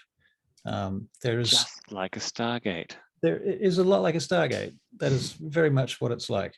In fact, out of game, what you're faced with is a network of Stargates that are all over the world and all over different parts of the Feywild and possibly some other places like the Shadowfell, that were all built by the giants. And basically, what Iolantha explains to you now, she says, you will note that the giant relic runes above and built into the gate itself. These are the address. This is the address of this present gate. She says over here in these pillars, there are 4 pillars, each holds a key. These keys can be turned so that they reflect the addresses of other places, so that each gate can be dialed to a location, so that you can travel from one location to another. But you must know the key. You must know the location, the runes of the location that you're traveling to. Can I go over and look at one of the keys? Examine it. You make an investigation check. I just want to know are they like small? Are they like No, they're huge. They're like okay. They're massive cylindrical objects that slide into holes into the side of the pillars. Okay. Well, 12 anyway. My Okay. lady, is the Barakyle the other mages, the Barakyle? Yeah. Barakyle? Yeah, Barakyle. Are they aware of the Barakyle? Are they aware of these giant gates I'm sure that they are aware of them. existing? They may or may not be absolutely aware of them. I'm not sure. I should like to know the answer to that myself. There is one Barakyle envoy who causes us some anxiety. He also exists within Balkanard. Barakyle envoy causes anxiety everywhere they go. This one in particular seems to have a great deal of sway and power over the place that he resides in Balkanard. He's set himself up as the magistrate there. Yes. It would be wise, I think, if the Daughters of Twilight were to join us back on their way to Balkanard, we perhaps maintain some secrecy as to the true purpose. We would always do so. Maybe I have a question about the functions of these gates. Sorry, no, go on. She looks at you, Gimbal. You mentioned these can be keyed to an address. Do both sides of the gate need to be keyed to each other? I do not believe so, no. Oh, damn. Do they have... If we knew those, do you think there would be keys on the moons? She looks at you. She says, you have guessed one of our most innermost secrets. What? I'm a pretty clever fella. This leads me to an interesting conundrum. What was your name, my friend? My name is Hank. Surely you have more names than Hank. Hank Elm. Hank Elm. Ballarin's my mentor. You know Ballarin the Buoyant? He's an apothecary. I have heard his name. I believe that one of my assistants purchases mugwort from him from time to time. Oh, he's a bit of a mug himself, yeah. He's a great fella, my lady. I see. Hank, the conundrum that we find ourselves in is that you, as individuals, have learned far too many secrets of the Order of the Daughters of Twilight. Then well, don't kill us. Healthy for us to have wandering about. Of course, we will not kill you. That would be against all of our tenets. We are priestesses of the light. However, it would not be beyond us to be able to do something wholly pragmatic, such as to wipe you of your memories. I offer you a choice, Hank of the Elm. You will either keep our secrets and take an oath, or we shall be forced to do something more drastic. Can you sweeten the pot a little bit? Like, of course maybe I can. She smiles. Maybe there are many benefits to working with the Daughters of Twilight. I'm happy to take an oath. I just, if I was to walk out of here just by taking an oath in my memories, I'd feel like I was being made a chump of, Of course, I would provide you with employment. Firstly, I would provide you with access to our provisions stores. And of course, I would give you access to Millmore Glass. Millmore holds some of the most powerful and useful relics and magic items that remain out of the hands of King Ivran Arathani of the Elves. Oh, very good. I've heard that guy's a bit of not very nice. I have one small request. I would show you mentioned one of your daughters she enjoys some mugwort from old Ballarin. Yes. I might suggest that more of your daughters make Ballarin's patronage or matronage, if you like, Well, as it happens, perhaps he's a you're very not good aware, apothecary. but Lord Ballerin, our daughter that Lord purchases our daughter that purchases the mugwort is purchasing it on bulk, and that is for our rights. Oh, very good, very good. Well, He does more than just mugwort. One of our suppliers, more than just mugwort. Oh, very good, very good. You do your mentor great service. Yeah, he's a friend. I shall make a point of noting this to him in a letter.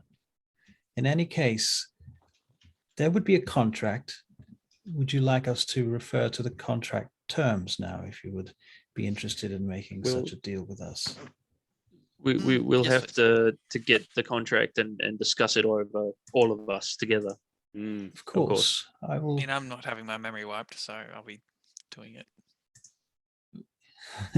Unless there's any other kind of right way around it. One moment.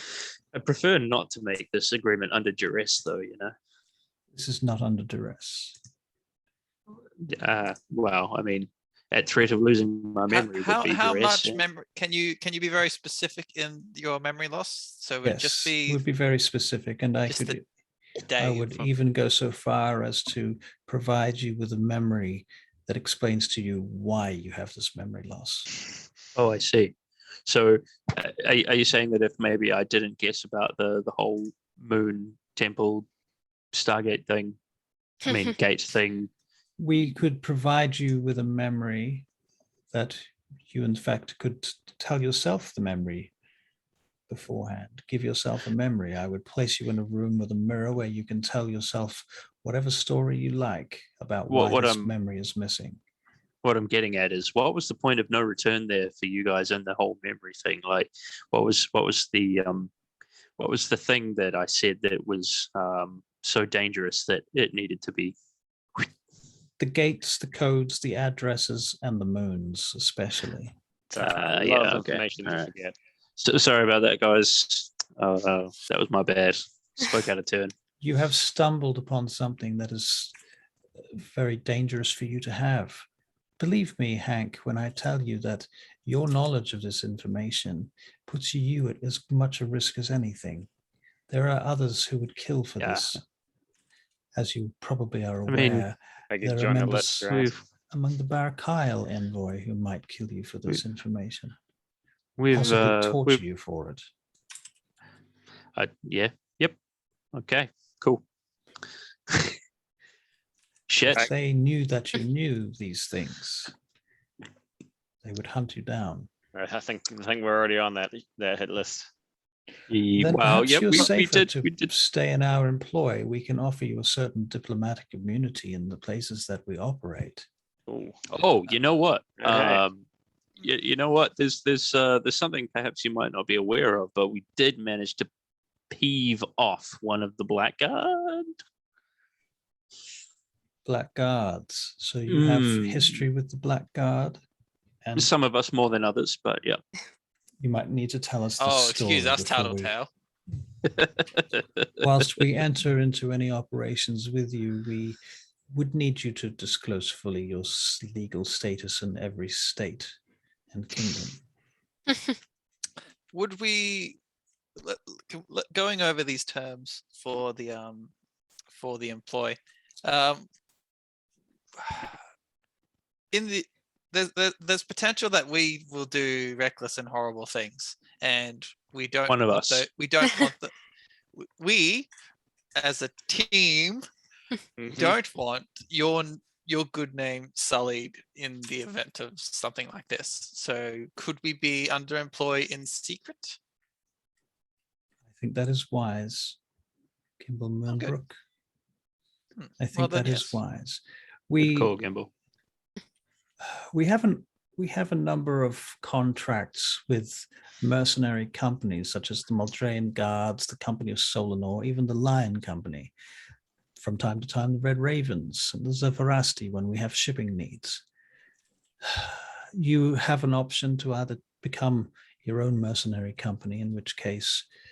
always comes back to the name. Or you could make an appointment to sign with one of the larger mercenary companies that might give you other benefits. I could make a recommendation to any of those mercenary companies that you so desire, and have you looked upon favorably as potential employees, if that was your desire. I think we should be we've our got a own good troop. thing going on here. Our Very own troop under your employ. In any case, I will tell you the rates at which we pay. Lovely. For actual adventuring, of course. This is not on a daily basis if you are not actually doing any work. Yes. Yeah. But if you're working for us and you are actually outside of Vaingate on an actual adventure, we pay bodyguards 3 gold pieces per day, plus a bonus depending upon their skill level. Rangers who have... Oh, She'll be back in a second. I heard her just go, oh. shall I stop or shall I just continue with the... Yeah. Yeah, I'll stop. Yeah. Give I us mean, some go through prices No, for like the ones that give us some time. All right, sorry. Should be back.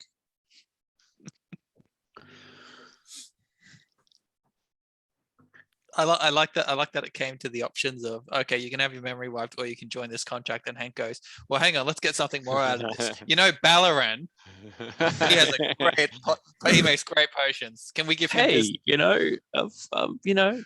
Ballaran's my man. I get this gotta give him I get props. this feeling that you've got a second game going on with Russell and you're using Ballaran as that character and you're just funneling all the shit into him. That's genius. Yeah. It's not like that. It's not like that. We should be doing that actually, but there are some things that Ballaran can help with. I'm available on Tuesdays and Wednesdays. Yeah. Tuesdays and Wednesdays. Okay, All well, right, while we're cool. waiting, Yeah. can we? Okay, like, so while we're waiting, we'll just continue. No. When I did the investigation for the keys, keys for the gate. Yeah. Do they like, so there's these big, all right, these big keys. Do they have rotate, or do you need yes. magic to make them Yes, rotate? They rotate. They have 12 sides. Well, they're cylindrical, but they have 12 symbols on them written in giant, which you probably can't read. So each there's 4 of these pillars, and each has a room with 12 that rotates to 12. Fuck, that's a lot of combinations. That is a lot of combinations. Okay, so I've done the can't maths fuck on with this, it. but you're welcome to try. Isn't it the square root of 12? No, because there's 4. I think it's just 12 cubed. to the power of 4 to the power of 4 to the power of 4 to the power of 4, right? I feel like they probably tried this on Stargate already and didn't come up to much. No, that can't be it all. 256? No, it's got to be more than that. Nah. Oh wait, I know. 20,736. No, that seems like way too much now. No, I give up. No, that sounds I've about been right. out of school way too long. Yeah. She's back. Hey. Welcome back. Check. All right. Hello. Checkity check. Maria, check. Carry on there, Russell. You're a genius. How many combinations can you have with sorry, what? You got 4 keys? you got 4 pillars keys with 12 runes on them each. Yeah. How many combinations are there? What are the total combinations? 4 keys was 12 This is school runes. math. We should. Yeah, Wait. and then there's a question of whether or not you can only use a symbol once, twice, 3 times, Yeah, or that 4 depends, times. right? Then you have Oh, are the symbols identical on the pillars? no, the 4 pillars represent the 4 elements. Oh, okay. Also, my connection was bugging out probably like the last half an hour, so I pretty much have no idea what happened. Oh no. Oh, really? Yeah, I was trying to get my computer to start working and it just completely crashed. So Oh no. Buddy. All right. How do we explain what happened? I can really watch the recording. They threatened to wipe our memories. Did you see that? Short story is that No. you went down into a chamber where you saw a gate. Right. Did you see that? Were you there for that? Yeah, so they had the giant gate and then none of us looked at the runes before. That's right. Mhm. That's right. And so you're coming to the conclusion that there are each of these gates has 4 pillars surrounding it. Each of those pillars has a key that slides into it. Each of those keys has 12 symbols on it, and each gate has a 4-letter code that can be selected using those keys. So you dial up another gate, and then you can teleport there. presumably. I see. Iolantha is also telling you that you now have a choice between getting your memories wiped, because this is a secret of the Daughters of Twilight. The gates. The gates. But, well, actually, the gates, and also the fact that Hank asked the question, are there gates on the moons? Right, so they're like moon gates. Right. Yeah. And she was like, well, that brings us to a kind of a bit of a problem, because that's a secret of the Daughters of Twilight. And It's all Hank's fault. you just basically, you cannot know this stuff. This is not, no one's allowed to know this except for us. We cannot let these secrets out. So we're either going to wipe your memories or you're going to work for us. Make a choice. But if we do wipe your memories, it will be in the most gentle and polite way possible, with almost your consent. Not exactly, because you obviously don't want to have your memories wiped, but we'll do our best to make it as least unpleasant as possible. What memories will we lose? Just everything from that period, or just everything relating to the gates? Everything related to the gates. But we will remember the journey, and we'll remember the ogres, and remember everything else, the cave. We just want to remember that there's a gate in there. Basically, this meeting. But also the gate. We'll lose memory of the gate. The gates, the gate networks, and especially the moon gates. Right. Anything about that would be lost. And then otherwise you have to work for them. Am I allowed, like, as a cleric or Morden, can I work for an organization that's essentially part of another, like? You have no idea. So it might be hard now. Well, I mean, that brings us to the whole mercenary thing. She's asking us if we want to join a mercenary group, or if we want to become our own mercenary group working for the Daughters of Twilight, which surely would. I like this idea. If we can be contracted out as a separate, so we don't actually affiliated. We're subbing. That's right. That's what we're going to do. For their protection as well. Yes. Yeah. And perks. No, up to how much the Rangers get. Right. Okay. So back to the money. Okay. So bodyguards, out of game. When I say bonuses, we're talking about levels of experience. Okay. So bodyguards get 3 gold pieces plus 1 GP bonus per level of experience. Rangers, 5 GP per day plus a 2 GP bonus per level of experience. Spellcasters, 10 gold pieces. Bullshit. Sorry. Plus wait, am I a spellcaster? You are. You're a priest. Plus specific bonuses are to be negotiated with spellcasters. So if you have special abilities or what have you that they need for a particular thing, like we need you to track down some people and wipe their memories. Well, if you have a memory wiping spell, then we'll pay you for that. But if you don't, well, obviously we're not going to pay you for that. Military advisors, like people who have actually been in wars and made, commanded armies and stuff. 11 GP per day plus specific bonuses to be negotiated. Arcane advisors. Do I count as a military advisor if I'm a cleric quarter? I don't know. Have you been in an actual war? Sure. I don't think you've commanded an army at any point, or laid siege to a castle. Arcane advisors, we're talking about 15 gold pieces plus specific bonuses to be negotiated. And these bonuses and levels of experiences, is that a word? Determined by war stories, trophies, referees, rumors, and reputation. The bonuses, depending on specific bonuses, may include extra danger money, rewards for specific tasks, primary or secondary or even tertiary objectives. The Daughters of Twilight will buy maps and intelligence from you if you can provide that sort of stuff. And they will pay good money for this. Resources available to devotees and supporters. So you could become official supporters of the Daughters of Twilight, which would gain you the following extra perks. Blessings and charms may be available. This is from the Dungeon Master's Guide, has a whole section on blessings and charms specifically, which could help you out.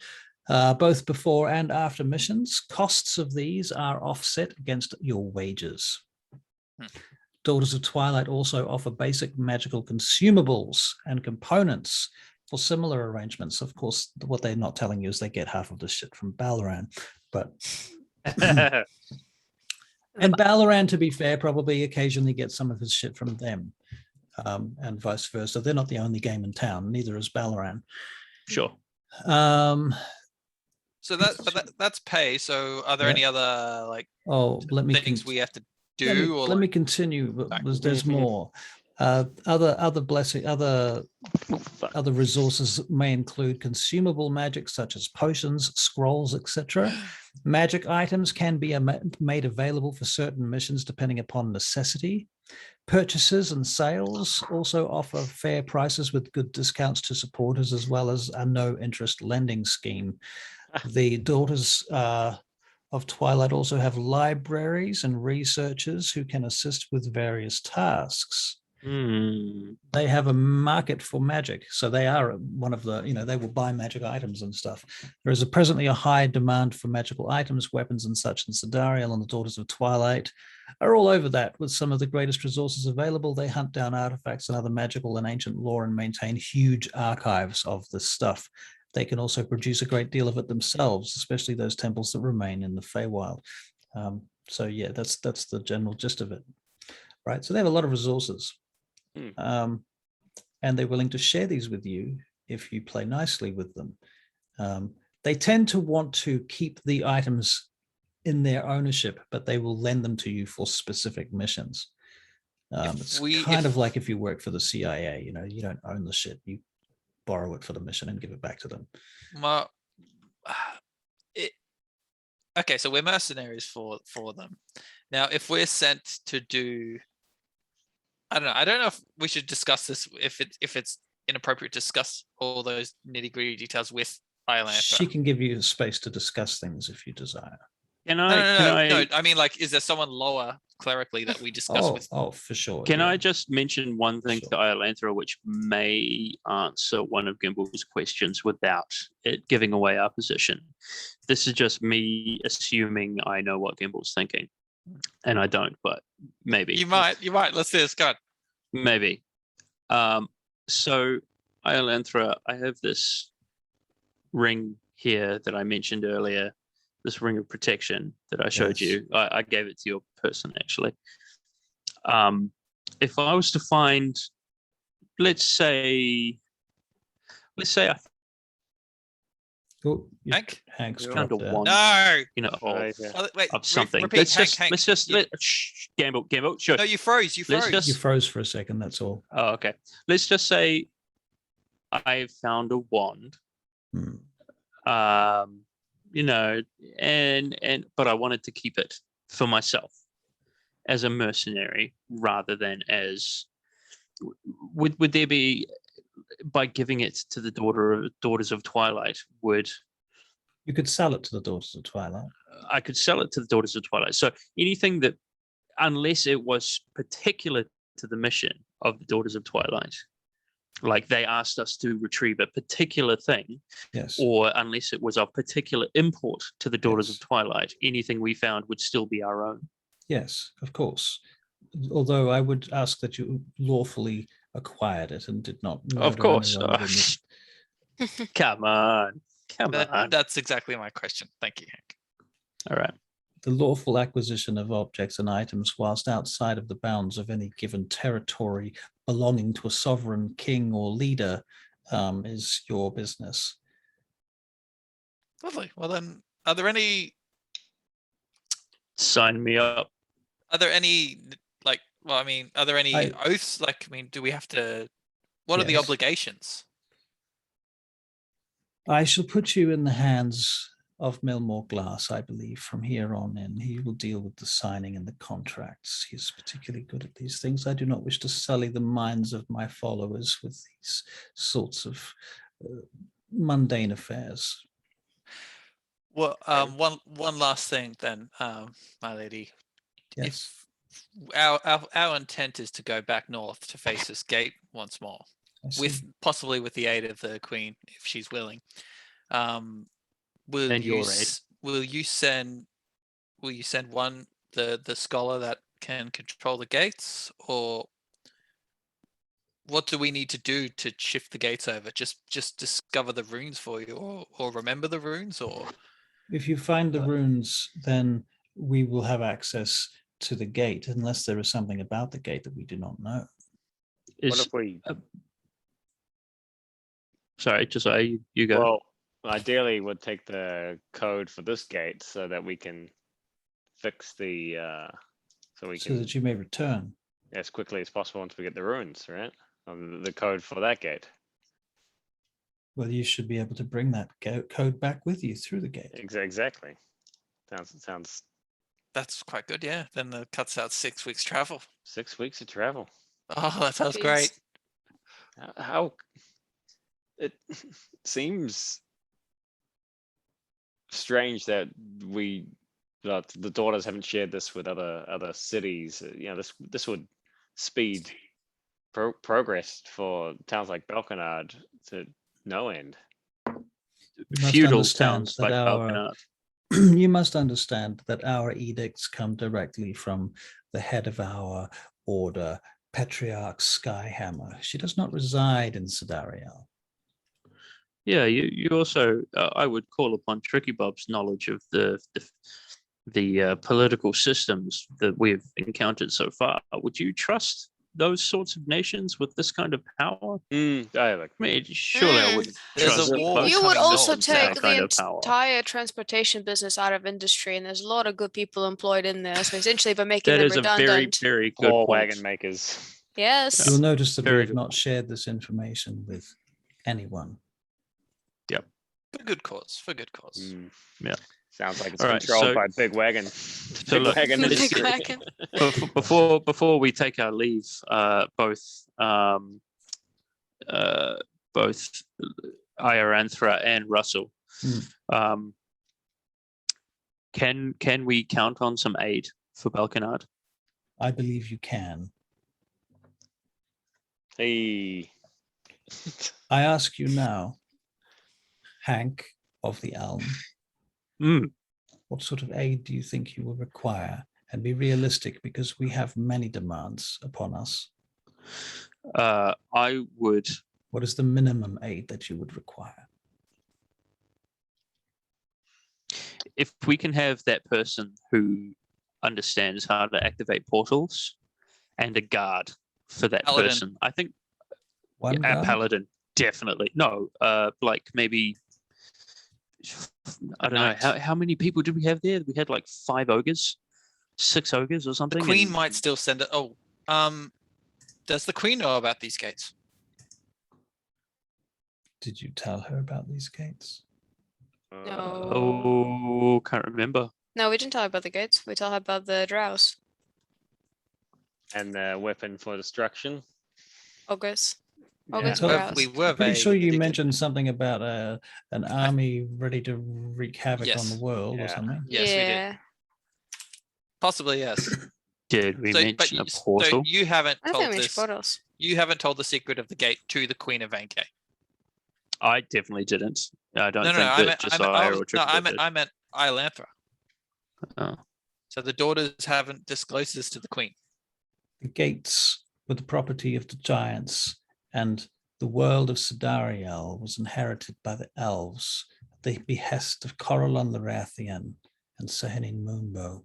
The humans here are, shall we say, our guests. They do not have access to these gates. One day they may earn such access, but until that time comes, these gates must remain a secret. And firstly, we must obtain full control over all of them. Right. Out of game 1 second. Was the Queen the kid not an elf? I thought she was an elf. She's a She's human. No, she was human. Oh God, I like her less. Okay. Racist. Yeah. Well, I mean, that means she doesn't have hundreds of years to rule. She's got like 70. Well, a 9-year-old elf is like a fetus. Right. Yeah. Like, oh well. Oh, a 9-year-old elf is just like a 9-year-old child. Kid. Yeah, Yeah, exactly. It's the that's same. true, but But relatively that 9-year-old period lasts They a don't lot stay longer. kid. Yeah. Do they stay kids longer, elves? a little bit. Like Okay, but not, maybe twice as much, but not so not like 50-year-old. Should be a toddler. Mm. I mean, at 9, she's probably more like 5, I suppose. I'm picturing really like snobby babies. All right, so back to it. Do you think maybe we should They're not like? snobby. They're more like hippies. Oh yeah. I just think now, if we don't want them to know about the gate, then we have to rescind our request. No, we No, don't. we still need their support. We still can need to still f- get support they can bolster Balkanard while the daughters go to the portal. What she does ask you, though, before she sends you off with Millmore Glass, is does anyone else know about these gates? Have you told any other individuals in the world? I'm racking my brain. We told the Lord Balkanard, I believe. Didn't we tell them at a hearing? No, we were just in question. No, we didn't. We only told Lord Balkanard and his elderly advisor. Did we tell Ballarin? Maybe we told Ballarin. I think you told Ballarin. Yeah, we told Ballarin for sure. So that's so I just start listing off. That was Ballarin, Lord Balkanard and his advisor, the Queen. But that's about it, I think. Yeah. I don't think we told all of those people though. I think we only told Ballarin. Yeah. No, we definitely told the Lord, didn't we? No, we didn't tell you about the gate. Yes. We told him about the drows. We told him about the gate. No, we definitely told him about the gate. We were the first time we didn't. The second time when we found out exactly what was going on, we told Balkanard. Okay. Right. Maybe can we memory wipe Balkanard? Oh. And pirates. That's a mission. That's a mission. That will be part of your mission. Let's do that. Yeah. Let's do both of them. Okay. What about Ballarin? Do we have to wipe him as well? He lives in the city. The daughters can sort that if they want to. We shall deal with Ballarin ourselves. Be gentle. Of course. Daughters are always gentle. Probably except wipe when they're Hogsmore's not. memory as well. Huh? We should probably wipe Hogsmore's memory as well. Why Hogsmoor? She can only speak to me. If you wipe Hogsmoor, then you're gonna start want to wipe Momo. No. We're not doing that. Hogsmoor can only talk to me, mate. So you just keep your hands off Hogsmoor. Anyway, thank you, my lady. Thank you very much for all your help. You're very welcome. I hope this has been of some assistance and that we may find a way forward working together. Do we have the contracts? Did you give us the contracts already? I now Or put is you it in the being drawn hands up? of Mr. Glass. All right, And Millmore okay. says, I'm Millmore Glass, and you can come with me. G'day, Millmore. I mean, good day to you, Millmore.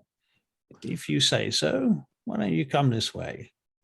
And he starts leading you down through the tunnels. And can I have my ring back? Your ring, did you say? Did you say this was your? He's holding in his hands. I believe this belongs to the Daughters of Twilight. Come now. It's been centuries. It has been centuries. It has, but time waits for no man. I found it very, very useful. And he have a loan of it. You might possibly have a loan of it, but that won't be until after we've signed our contracts. Now, will it? I never should have told you about it. How about we just put that on hold until we get back to business? Eh? How about that? So come this way, and he leads you down underneath yet another part of the complex into this area that, as players, you probably have seen images of the libraries beneath the Vatican City. Right. Yeah. How fast does Mr. Glass move? Not especially fast. No, he's not in a hurry. That's what I mean. So he's not moving fast. So we have to. He's walking quickly in his own pace, but that's probably like an average gait for you. Good. So that's I was wondering if I had to shorten my gait. Right. No, he's kind of hoofing it to get to where he's going. All right. And he's like, hurry along. Come on, quickly. And off to the left and the right side of you, there are these archways of stone behind which you see piles of scrolls and objects and sections of stone statues that are broken that seem to have been brought here. You see these ladies carrying in these stretchers with this broken statue on it, and they lay it there very carefully. There's another room where there's a massive map being drawn out from fragments of maps, and all of this information from all over the world has been collected and gathered here. There's a piles of stuff of every description that you can think of, certainly anything that's in period and within the sort of realm of this world. And finally, you get to this room. There's this huge, tall room with scrolls and books on the sides of it, quite a narrow space. And at one side of it, there's a desk, and Millmore goes and plants himself there. And he says, right, come in. And as you come in, you hear the door shut behind you. And Hank, you can make a Arcana check.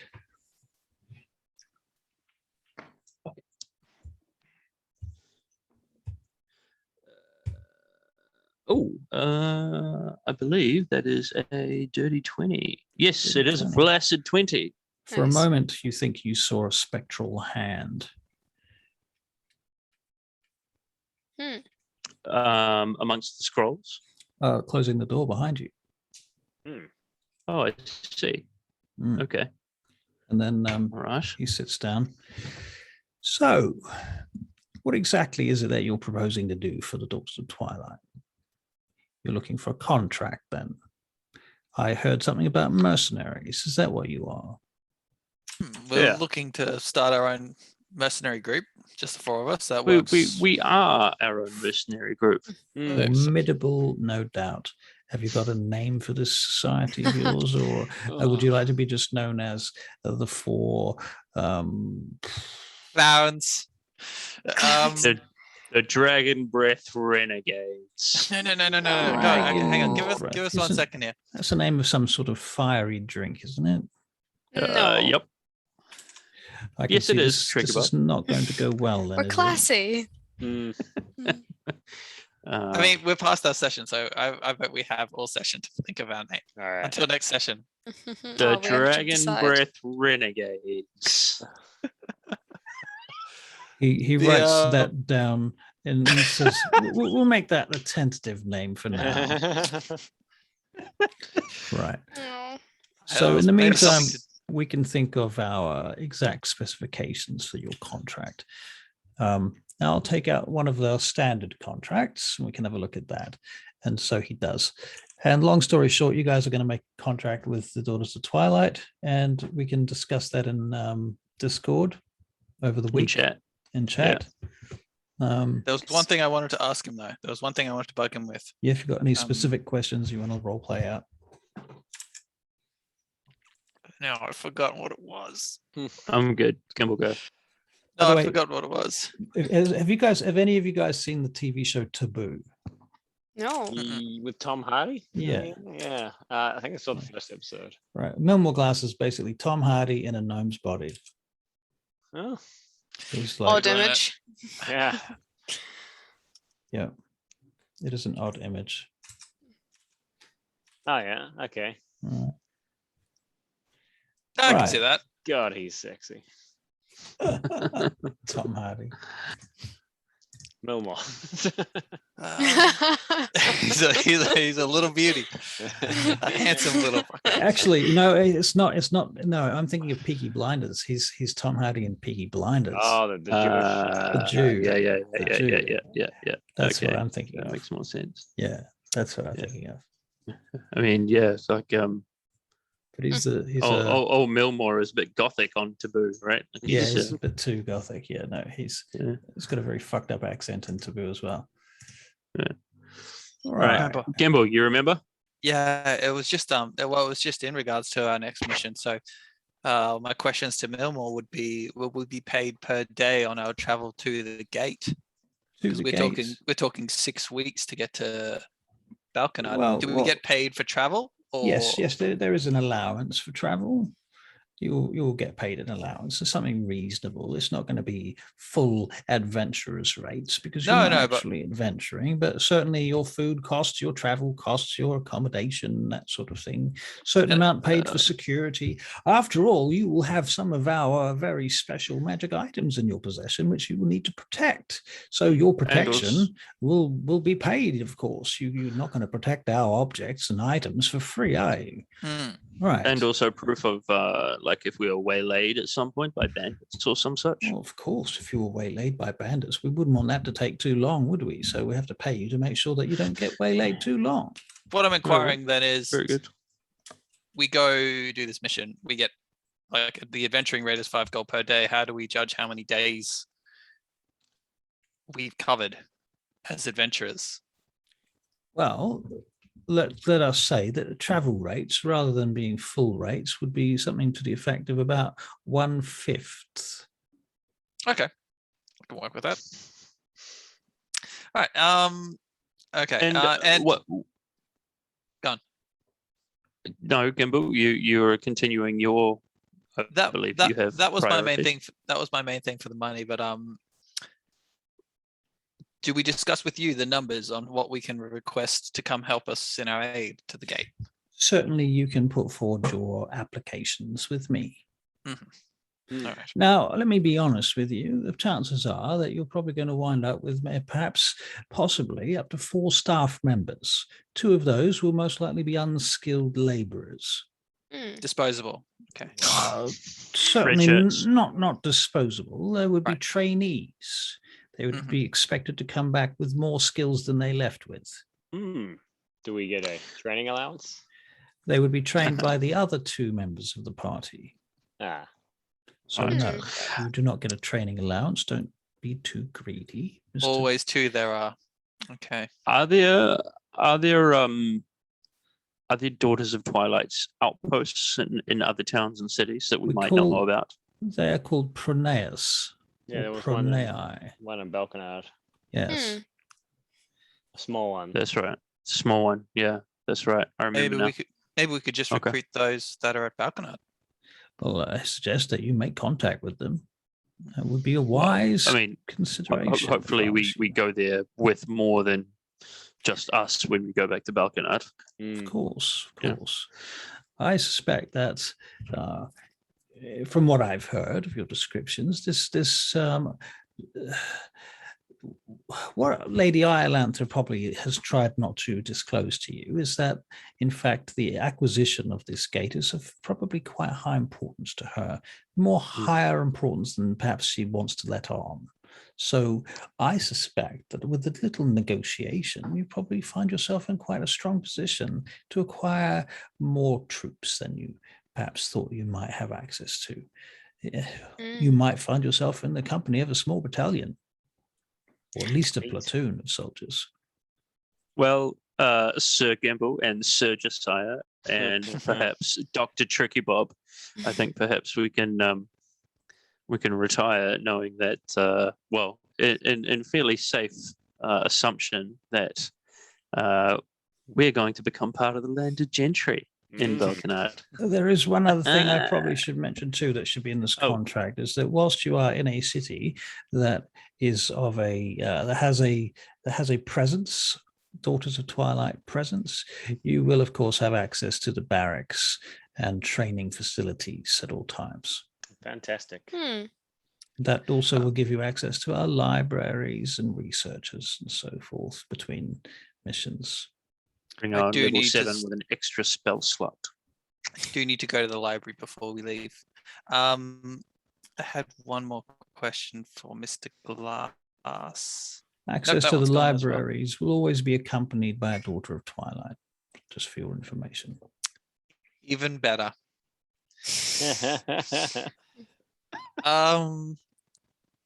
What was it? There was one more question I had, and then I was good. North. Nope, I think we're good. Covered. Good. Safe. Very well then. It can be covered in chat anyway. Thank you very much. Yes. We shall look at the contract in more detail in chat. Right. Good night, ladies and gentlemen. I hope you still good night. Yeah. Thanks, guys. Very good session. Adieu. See you next time.